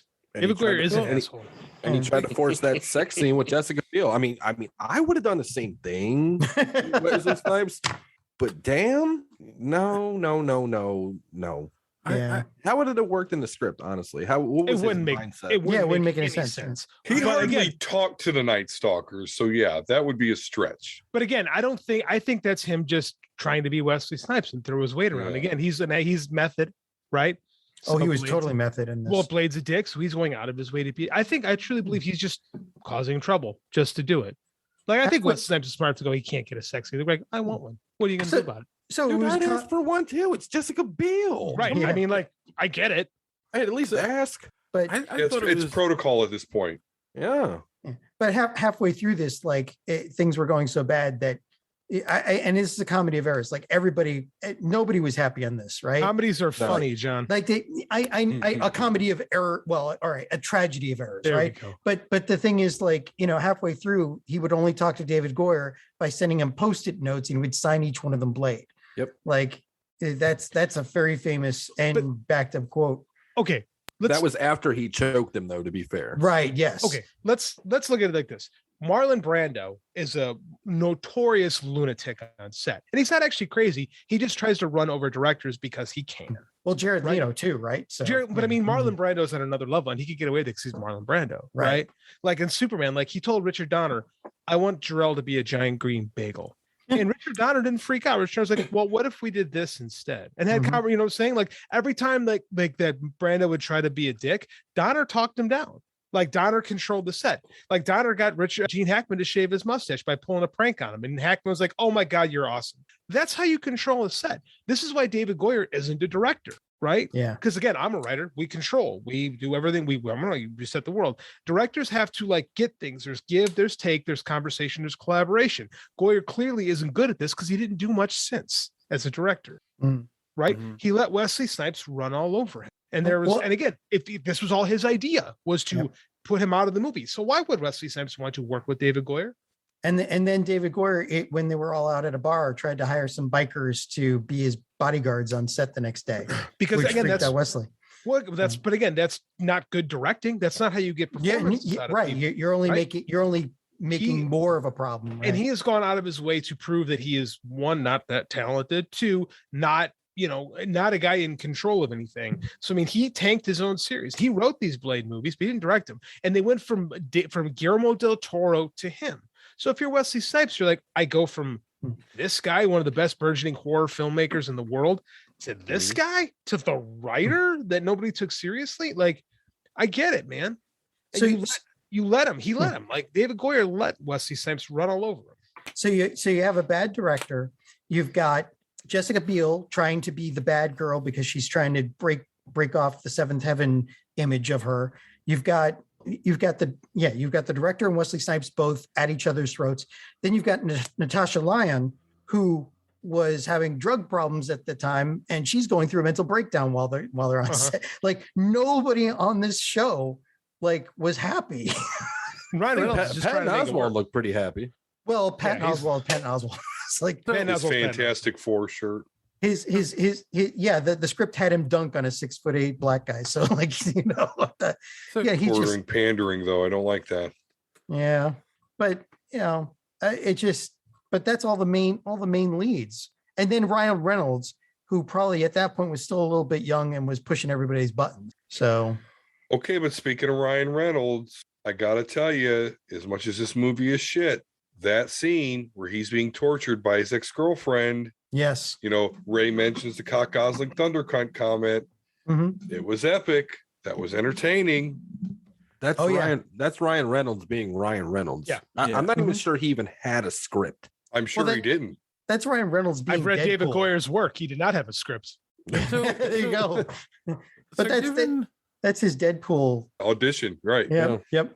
But given how this movie was, I feel like the tone of the movie was uneven. I feel like there's things that are inconsistent throughout this movie, and totally inconsistent from the first two movies that don't make any sense. And that's to me what really hurt it.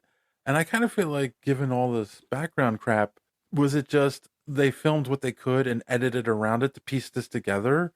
Or do you think this was David Goyer's vision? No. From what I can't remember where I read this before. So you guys can correct me if you read something different. But that scene in the car where Ryan Reynolds is making fun of the playlist that Jessica Biel's putting together, if I remember correctly, Wesley Snipes wasn't even in the car at that point, or if he was asleep or something, and Ryan Reynolds was just allowed to go ahead and ad-lib that whole thing. So that's definitely how it seemed. Yeah. So, but even so, I'm with JD at this point in my life. I'm no longer following wrestling, but at this point in my life, I was a major wrestling fan. I loved Triple H, and I was very excited that he was going to be in this movie. And to see what they turned him into, which is kind of like a wisecracking, talking about anal rape. I have metal teeth for no reason. My vision of him was some big barbarian vampire that was really going to give Blade some work. But instead, he's just like some fucking lackey kissing a Reaper Pomeranian. Yeah. Oh my God. That's right. What the fuck are you doing? They didn't even explain why the dog's jaws opened up as Reaper Not at jaws all. instead of They were experimenting. That's all That's I got. what they said. They made the Rottweiler Reapers, but I think somebody in special effects was like, Dave, look what I did. And then they just let's write in the movie.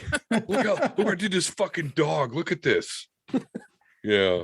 Fucking sick, bro. But I maintain this movie has a good premise and setup. I really don't know how they fucked it up. Other than, like what JD says, they're like, we're going to fuck with Wesley Snipes and replace him. Well, but this this movie had a good setup and premise. That I hadn't heard before. Well, he was he was doing tax evasion, wasn't he? He was in Europe and he would sneak into the country to film the movie. You know, so he was in such bullshit. Like he was high every day on set. Like he was never sober, and sneaking into the country, tax evasion. I mean, the dude's a felon. Why wouldn't you replace him? I don't know. Yeah, I heard you might have as that many well. problems against tax evasion myself. I don't know. You see how our government spends money. But you did hear like every time they went to his trailer, they opened it up and they set off the smoke alarm because like the amount of pot he was doing, which I know these days, he's doing pot, no problem. But like when you have to concentrate on set. But then again, this set was so dysfunctional that was probably Snoop Dogg and Martha Stewart. Only one of them's been in prison. Like I know, right?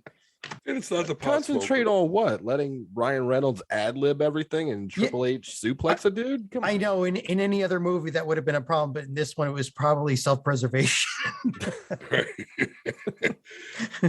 So it's Blade Trinity, guys. Yeah. Sucks. It's bad. No, it was so just misdone. It could have been so much better. I love the premise of Dracula, but again, it didn't come down to like Blade and the Night Stalkers came up a plan together to beat this unbeatable foe. Again, it came down to Blade's a MacGuffin. He's gonna take care of it, no problem. Oh, did anybody get the ending? Because I know what the ending was supposed to be. I don't remember it. I just watched it 3 hours ago. Okay, so the ending is like, everybody's dead. Jessica Biel and Ryan Reynolds, they go and pick up Blade, and they take him out of the place. And then the next scene is the police coming in and going up to where Blade and Dracula had been laying, and there's Blade. But nobody really caught it because the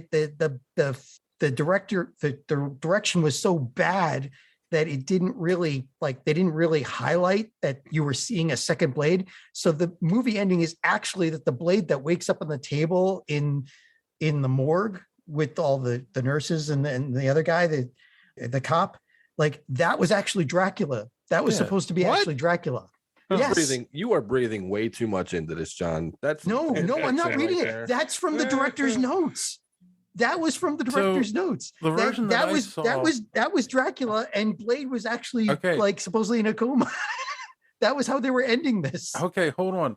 The Freaky version Friday I saw on Netflix, right? The ending is updated. They updated the ending at Netflix? Yes. While the body's laying there, it transforms into Dracula. That wasn't in the original, the Blu-ray release. It transforms into Dracula, and then they show Blade on a motorcycle driving away. Right. In the original ending, what you assume is Blade wakes up on the table as they're about to cut into him, and he starts killing all the nurses and the doctor and the cop that's been through this whole thing in there. And the last thing is he's standing over one of the nurses there, and then it just cuts to the narration. Are you sure you're not confusing this with Spider-Man 2?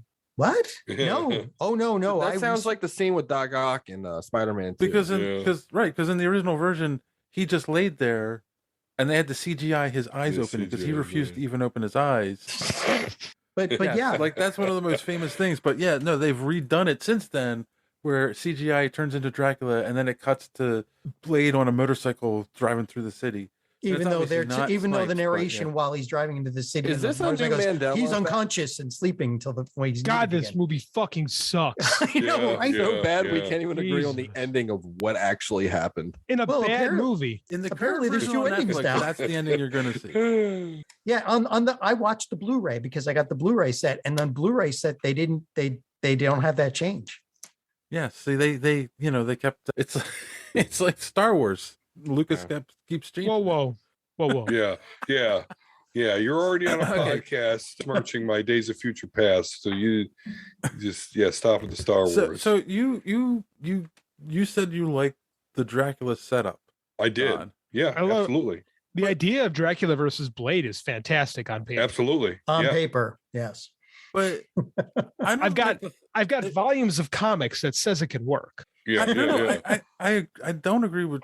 I mean, I agree with using Dracula, but it was like because they hadn't used him before. It was like, oh, he's been asleep for hundreds of years, and they went and woke him up, and it was like that made no sense. Like, and they don't explain it. Made no sense whatsoever because he went to sleep because he was disgusted with the current state of vampires.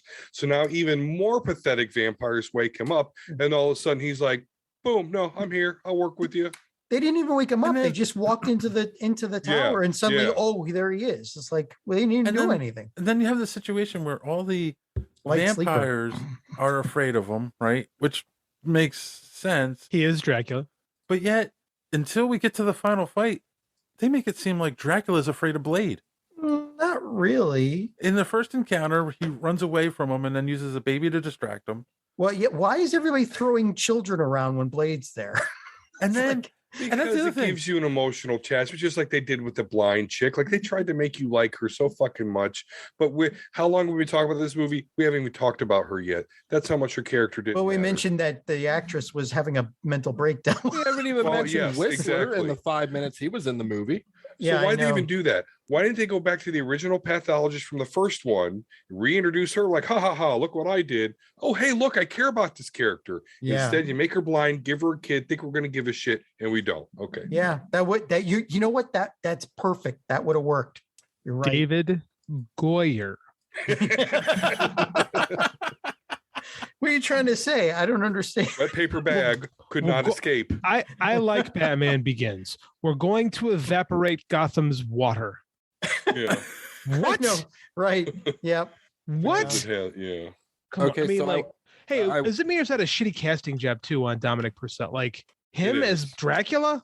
Yeah. Sorry to interrupt, Ray. I just want to get this before we got at the Dracula beat. No. Like, it's terrible casting. It is.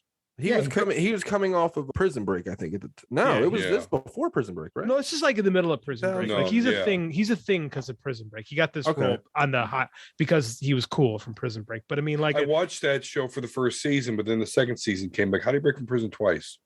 That's the problem with the show. They didn't. They were on the run in season 2. They went back to a Guatemalan prison in season 3. Season 4, they were in a Mexican prison. Oh, that sounds like my fears were not justified at all. Okay.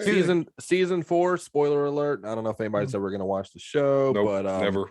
But Captain Cold dies. I can never remember.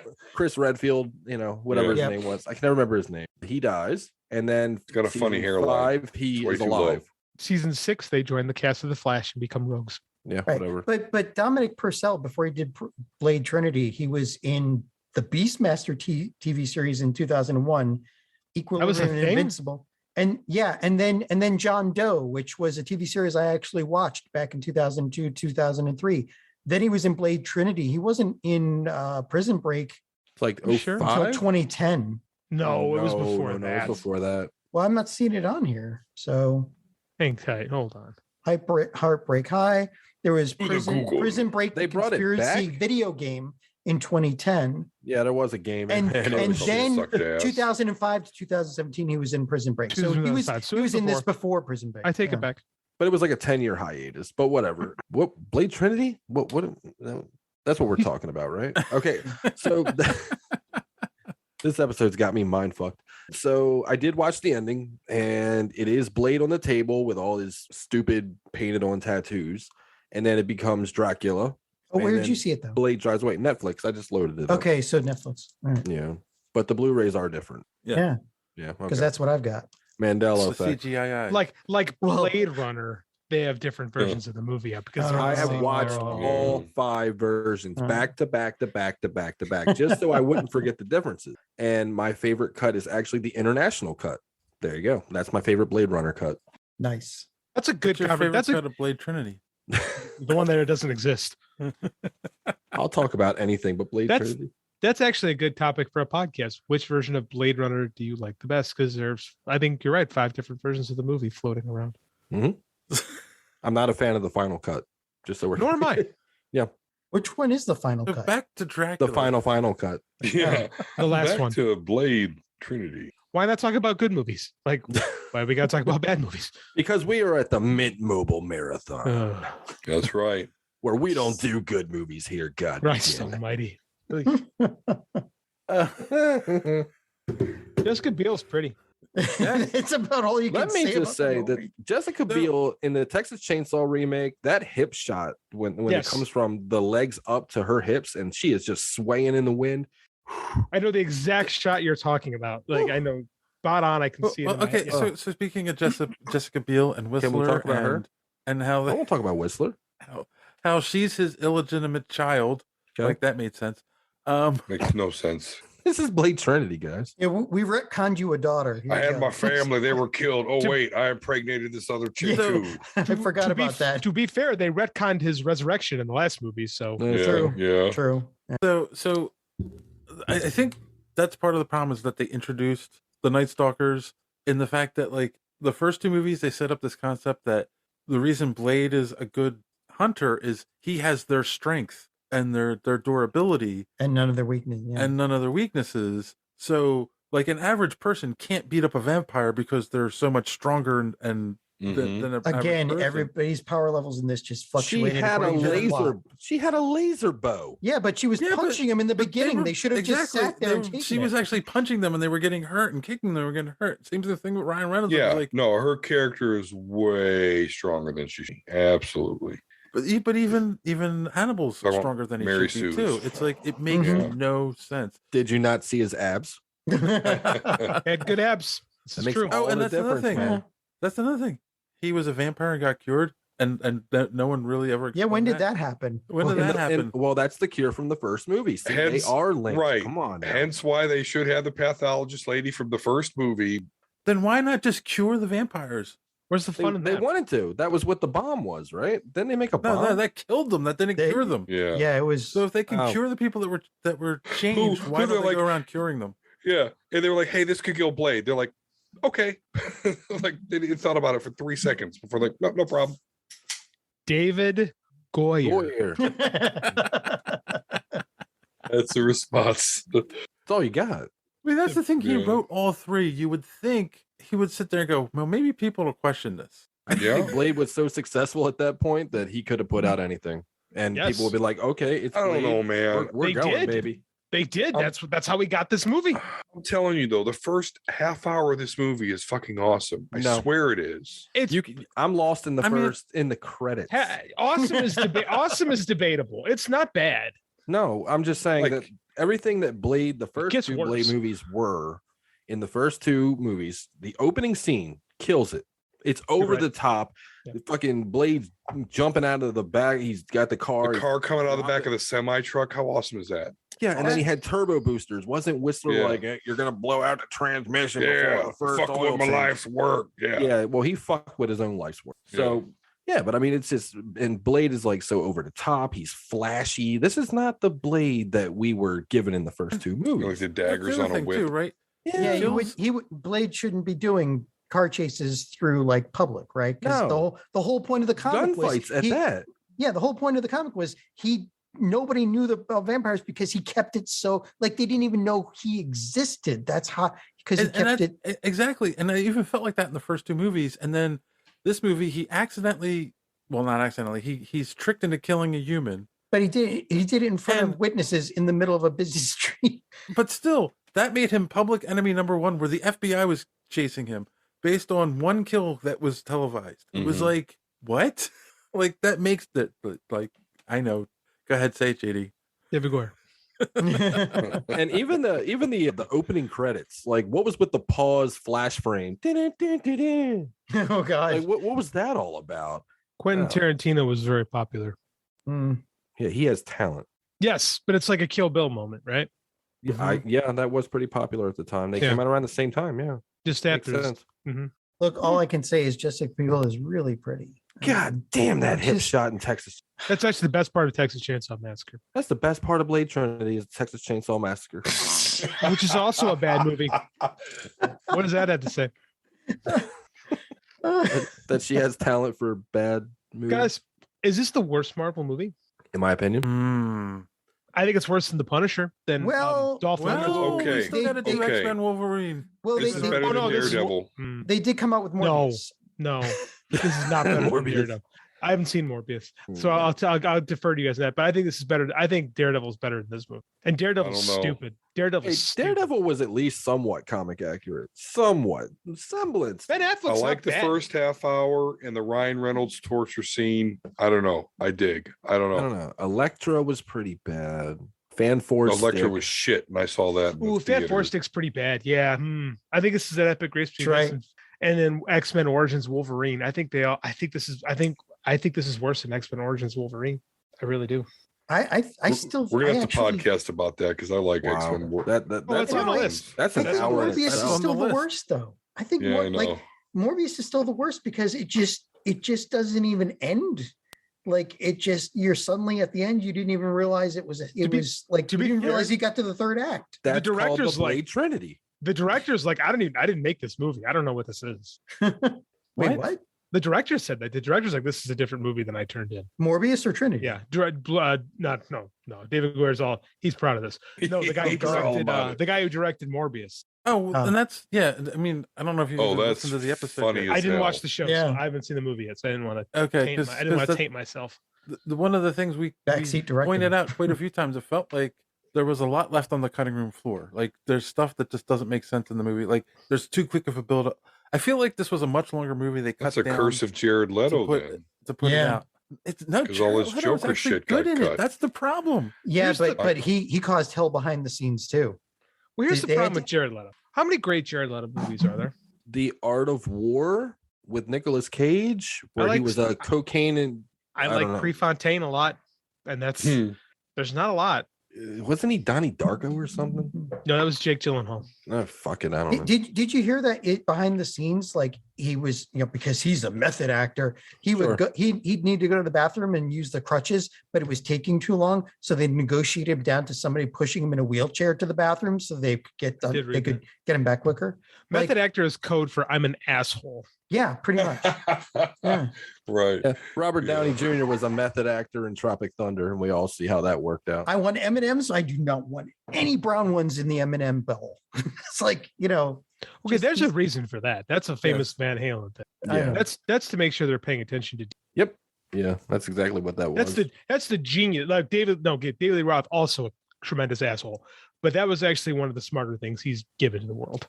Yes. But a tremendous asshole nonetheless. So I'm thinking about it. Blade Trinity is the worst. I think I would rather watch it over Fan Stick. Can't argue that. Yeah, no, I can't argue that. Yeah, Fan Stick has a pretty huge portrayal of a major character or characters. Well, I mean, Rise of the Silver Surfer wasn't great either, but way better than this. Unhorrible. Yeah, it's watchable. Kind of. X-Men 3. Bad. X3 is bad. To me the worst. The worst. That's more offensive because they did it. They did it very offensive. Like again, Brett Ratner. Like that movie, because X2, I don't think it's aged great, but I like X2. X3. I think it aged okay. It's great. I love it. I think we've seen so many better movies since then. Sure, I think some of it. Agreed. Like I enjoyed it. I liked it in the moment. You got to judge movies in the era in which they came out. I truly believe that. But it's so much better than X3. X3 is offensive to me. It's offensive because they make Juggernaut a mutant, which is crazy, and they have him in the same scene with Xavier, and they don't even they're not stepbrothers. There's a lot wrong with that, Don. So much. Let's not even bother. What about that line when Mystique is in the jail cell and that cop's like, "I will spray you in the face, bitch." Like it's the most horrible delivered line in the history of MCU movies. I'm sorry. Ratner. All right. Well, I don't think. No, wait. We could dunk on this more, really. Kitty Pryde calls Juggernaut a dickhead. I think I'd rather watch Nick Fury and the Howling Command or Nick Fury movie that was made for TV. Have you guys seen that? I never saw that one. Yeah, you can watch it on YouTube. I know it's on YouTube. I just never. I don't know. It's David Hasselhoff. Like it's fine. I respect Nick Fury Hoff. I'm sorry, it's awesome. I love Roger Corman's Fantastic Four. I enjoy it too. I think there's a good heart. There's a good heart in that movie. It's a lot more adhering to the characters themselves. It's the most comic accurate version of the Fantastic Four. Yeah, that's what I would say. Yeah. I have to defend that movie all the time. People are like, it looks like shit. Well, it's an incomplete movie. It is, and it's basically cobbled together. It was made for no money. It's an ash can movie. They just did it to get the rights for it, and yet they still got the characterizations of Corman Fantastic Four because they were trying to make a good movie. They didn't know they were supposed to make a piece of shit. Well, that's why they hired Corman. They hired Corman because they knew that he's the best at best at making pieces of shit.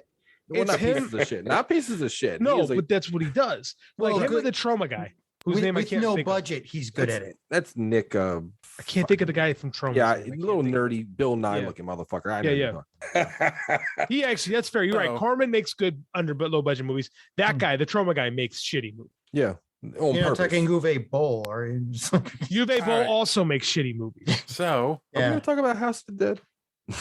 House of the Dead was a bad movie. Let's bring this in for a landing, guys. Come on. Bring it in. Pilot Really- Dave reeling wants us to back put the now. landing gear down. Sit back in your fucking the seats, whole- kids.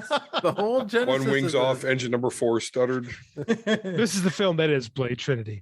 Yeah. Well, we would So- rather talk about anything else but Blade Trinity. There's That's how nothing you to know talk bad it is. about. It's not good. Since this whole thing was brought up because of Ryan Reynolds and the Mint Mobile Marathon, I have a couple questions to finish this off. First, was Ryan Reynolds good in this, regardless of the movie's a piece of crap? Was Ryan Reynolds good in the movie? No. He does No. what he's He is asked to nothing do. like Hannibal Caine in the fucking comics. no, He's no. not anywhere near Hannibal Caine. Yeah. Nowhere And, near. and besides that, this was like proto Ryan Reynolds. This is like Yeah. he's still on the So- cusp of being an asshole and being funny. He's like starting to learn where the line is, I think. Yeah, he's doing the same guy he did in like Two Guys, a Girl in a Pizza Place. Like that, he kind of carved out the Ryan Reynolds-esque thing, but he hadn't quite mastered yet. I actually enjoy Hannibal King more than Hal Jordan. Yeah. So I'll be the Okay, I'll say dissenting that, voice yeah, here, okay. I guess. I did enjoy it. I respect his banter, but I respect it even more because he was telling those jokes to Wesley Snipes and getting no pop. And Yeah. he stayed persistent and kept doing it. So He's- I was laughing my ass off. I'll It- say it this: just- he's professional as hell. yeah. Fair enough. Oh, I mean, you'd have to be. Yeah. Then I'm gonna, Getting called Cracker the entire time. Like, you don't even have a name. And you don't react to it. You don't sell it. Like you're just like, yes, I'm Cracker. yes, Maybe that's I that's thought- why he was wearing the hello, Oh, my name Cracker. is fuck you, or whatever it was. Maybe that was for Wesley. The name, yeah, the name tag. Yeah, that was for Wesley. Oh, make Could me have laugh, been. Cracker.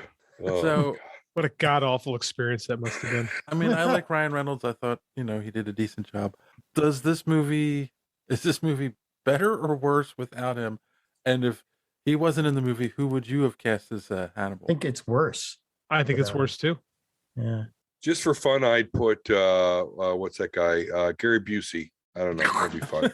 Oh God. No, you got to go with. It's 1990. It was 2004. You got to go with Jake Busey. Yeah, you're right. Yeah. Correct. Right. Starship Troopers cred. Right. Yeah. Who would I Or cast? Buscemi if you really want to go crazy, but that's Hannibal like King. Buscemi. Norman Reedus. He was in the second one, but I Right. like him. Nicolas Cage. No, He was don't too take big in my 2004. answers. No, Stop it. I could see Nicolas Cage as a Hannibal King. He Sure just has the acting profile. He almost has the shape, the forehead, definitely. Keanu Reeves. How would he deliver? We go, Whoa. let's see. Keanu Reeves. I accidentally own Hannibal King's first appearance because I collect Tomb of Dracula. So I had it and I didn't even know it for like 10 years. And I'm like, holy shit, I looked it up earlier. I'm like, holy shit, I had the first Hannibal King. I have the entire Tomb of Dracula run in Marvel Essentials. Next Oh, that's week. awesome. Nice. I'm trying to get See, the I only individual ran issue. into Dracula when he went up against the X-Men, which did happen. But Dude, that is no. I like that book. That first Dracula Yeah. versus the Is X-Men. that where he made Return Storm of Vampire? Yeah, Yeah. that's a Yeah, good. yeah, yeah. That's a good book. Good shit. Claremont's great. And He's ripping then- shit off. And then they had probably about 10 years ago, they had an X-Men series where X-Men teamed up with Blade, teamed up with Dracula to take out Dracula's son, who was using the vampires. Is to that when they fuck shit up turned his Jubilee into a vampire for a Yes. while? Yeah, I remember Yes. And she stayed a vampire too. that for a man. while. for Yeah, a long time. Yes. Until she adopted a son who turns into a dragon when he goes in the other world. But hey, comics. Yeah. All Well, she right. was still a vampire in X-Men 92. I Yeah. think. Yeah. Weird, but okay, I'll take it. I would love All to see right. I'd love to see an X-Men continuity podcast. Well, the next You'd have to movie we you'd have will to be play them doing- out of order. That's So in Moira's seventh life, So, warning now to the fans that the next movie in order of the Ryan Reynolds films is X-Men Wolverine. oh my X-Men God. Origins Wolverine. So Marvel gave him another shot after this film, so they must have thought he did a Deadpool, good job. which for Can we half go? the movie, he did a great job. Or well, not half the movie, but Two for the scenes. first. Juicy. So I'm gonna need a lot more than six Sabretooth beers. is awesome in that movie. I don't care what you say. Yeah, Liev No, Schreiber. that's true. Liev Schreiber is like working. Yeah. They need to bring Like, him he's back. trying. Mhm. all right, so This we're marathon's not gonna kill me. we're gonna do something different this week.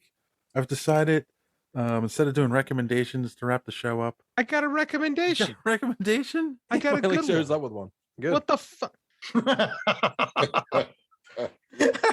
Can JD at least get one for showing All up right, today? JD, Yeah, what's yeah. your recommendation? Sonic the Hedgehog 2 was great. Was Yeah, that good? that's what I've Loved it. heard. I took my kid to see it. He had a blast. I laughed the whole time. Go see it. Thank you. Other than Robotnik, did they write out all the humans? No, they're all back. It's a straight up sequel. Oh, interesting. Okay. Yeah. What else you got, Dave? Sorry. All right. So here's my now we're gonna do a new segment. What did we learn on the podcast this week? So I'll go first. Casual racism is bad. Okay. Fair. Don, what did you learn? Well, outside of learning that some people still use the Orient nomenclature. Man, I missed something. Noodles. I missed Yeah, something. you did. You missed a little something you there by missed it. John. But also dealing with John, I will say, seeing him on video reminds me that he was in Blade Trinity as the Doctor, or at least an actor that looks exactly That like guy him. did look like John. He did. What's that actor? The actor's name? I'm not even gonna bother looking that up. It's shoot. Hold on. Yeah, he's usually paired with somebody else. I think it was a dog show. He movie or hosts a something. game show now called America Says. It is one of the stupid. Oh, you mean John Michael Higgins? Yes, John Michael Higgins. Oh, his name's John too. Okay, that's funny. All Johns look alike to you. What did we talk guess about? so. Casual racism. I'm a Toilets. Johnist. I'm not a racist. I'm a Johnist. Johns are toilets. Right. Named so from Robin Hood Men in Tights. That's right. They'll be named Right tights. John. That's a great movie. It's a great movie. It is a Which classic. had Patrick Stewart, who Yes. was Professor X. So Yes. we can link it. We can link Robin Hood Men in Tights to Blade Yes, Trinity. sir. And what did you learn on the podcast this week? I learned to not do fucking Mint Mobile marathons with you guys anymore because I'm going to lose my mind. Come on, you got 2 more to go. John. I learned David S. Goyer is a crap director and avoid movies where he's done work. So like I knew Uwe Boll is like so bad that you should watch his stuff because it's just hysterical how bad it is. But this is just bad, not bad fun. Uwe Boll kept getting work. David Goyer I know didn't. because you gave him any video game property and he would turn it into, basically Razzie's gold, right? He get it in on time and under budget. Yeah, That's right. yeah, And he paid for That most of it counts for a himself. lot. yeah. It does. Counts for everything. But Apparently Goyer, he was paying for it Nazi gold, but that's just a Yeah. rumor. But yeah, if he is, I mean, good for you for finding it in the Indiana Jones. So. I learned something. What did Yeah. you learn, JD? In 2004, Jessica Biel was really pretty. Oh, you learned that from me, you son bitch. Nah, they call It's me true. the teacher. Mhm. It's very pretty. What do you want us to say, Dave? It's Blade Trinity. yeah. There's like nothing, dude. There's like What are we going to learn from Blade Trinity that I haven't learned before? Because I've watched it 15 times and I don't remember a damn thing but Jessica Biel like in foing. That's a good call because there's nothing about this movie that like sticks out or is memorable other than it's bad. Like it's not offensive bad. It's just like you had something here and you didn't do anything but bad. It's just like forgettable bad. It's very forgettable. Like I couldn't even remember which ending John was talking about. I'm like, wait, which? And I just watched the fucking movie like Because it's years so- ago. It's crazy. It's so bland and so boring. It tries so hard to be cool that it's the furthest thing from. But it's like that kid. It's like that kid you knew in high school who really wanted to be popular, but was just so annoying about it. So you just kind of ignored the guy. Yeah, I wouldn't let him into the group. You never get emotionally invested in this movie because the writing is so bad that they don't talk like human beings. There's no chance for you to actually identify with any of the characters. You don't give a shit about any of them. If all the Yeah. Night Stalkers died, Jessica Biel I'd miss. But if all the Night Stalkers died, who cares? Yeah. There was Well, all but 2 did, and no one cares. no one cares. They even set it up that way because they say there's a bunch of sleeper cells, and if one gets knocked out, the next one just gets turned on. So like you're set up to not even care. Why would that even be the thing? Why wouldn't all of them be active? They're mentioned during this movie. There's tens of thousands of vampires. Why would you always have people reserve? Why not just pull out all the stops and have them all? What the hell? This movie writing means it's just makes no sense. All right. Well, on that note, boys and girls, Damn it. you have been listening to Superheroes Speak. And don't forget to check out superheroespeak.com, where you can find the podcast every week and links to our social media at the top of the page and good comic book reviews by our good friend Don. But until next time, as always, thanks for listening, and don't let your cape get caught in the door. Yeah, trench coat. Oh God. that long flailing trench coat. I think it gets longer every movie. I think it does. That's why they had to make this the last one, because then he would have been tripping over it. You know what? You know what's funny though, guys, is that we're talking all this shit about Blade Trinity, and if he shows up in Multiverse of Madness as Blade, we're gonna cheer. Fucking A, I'm gonna cheer.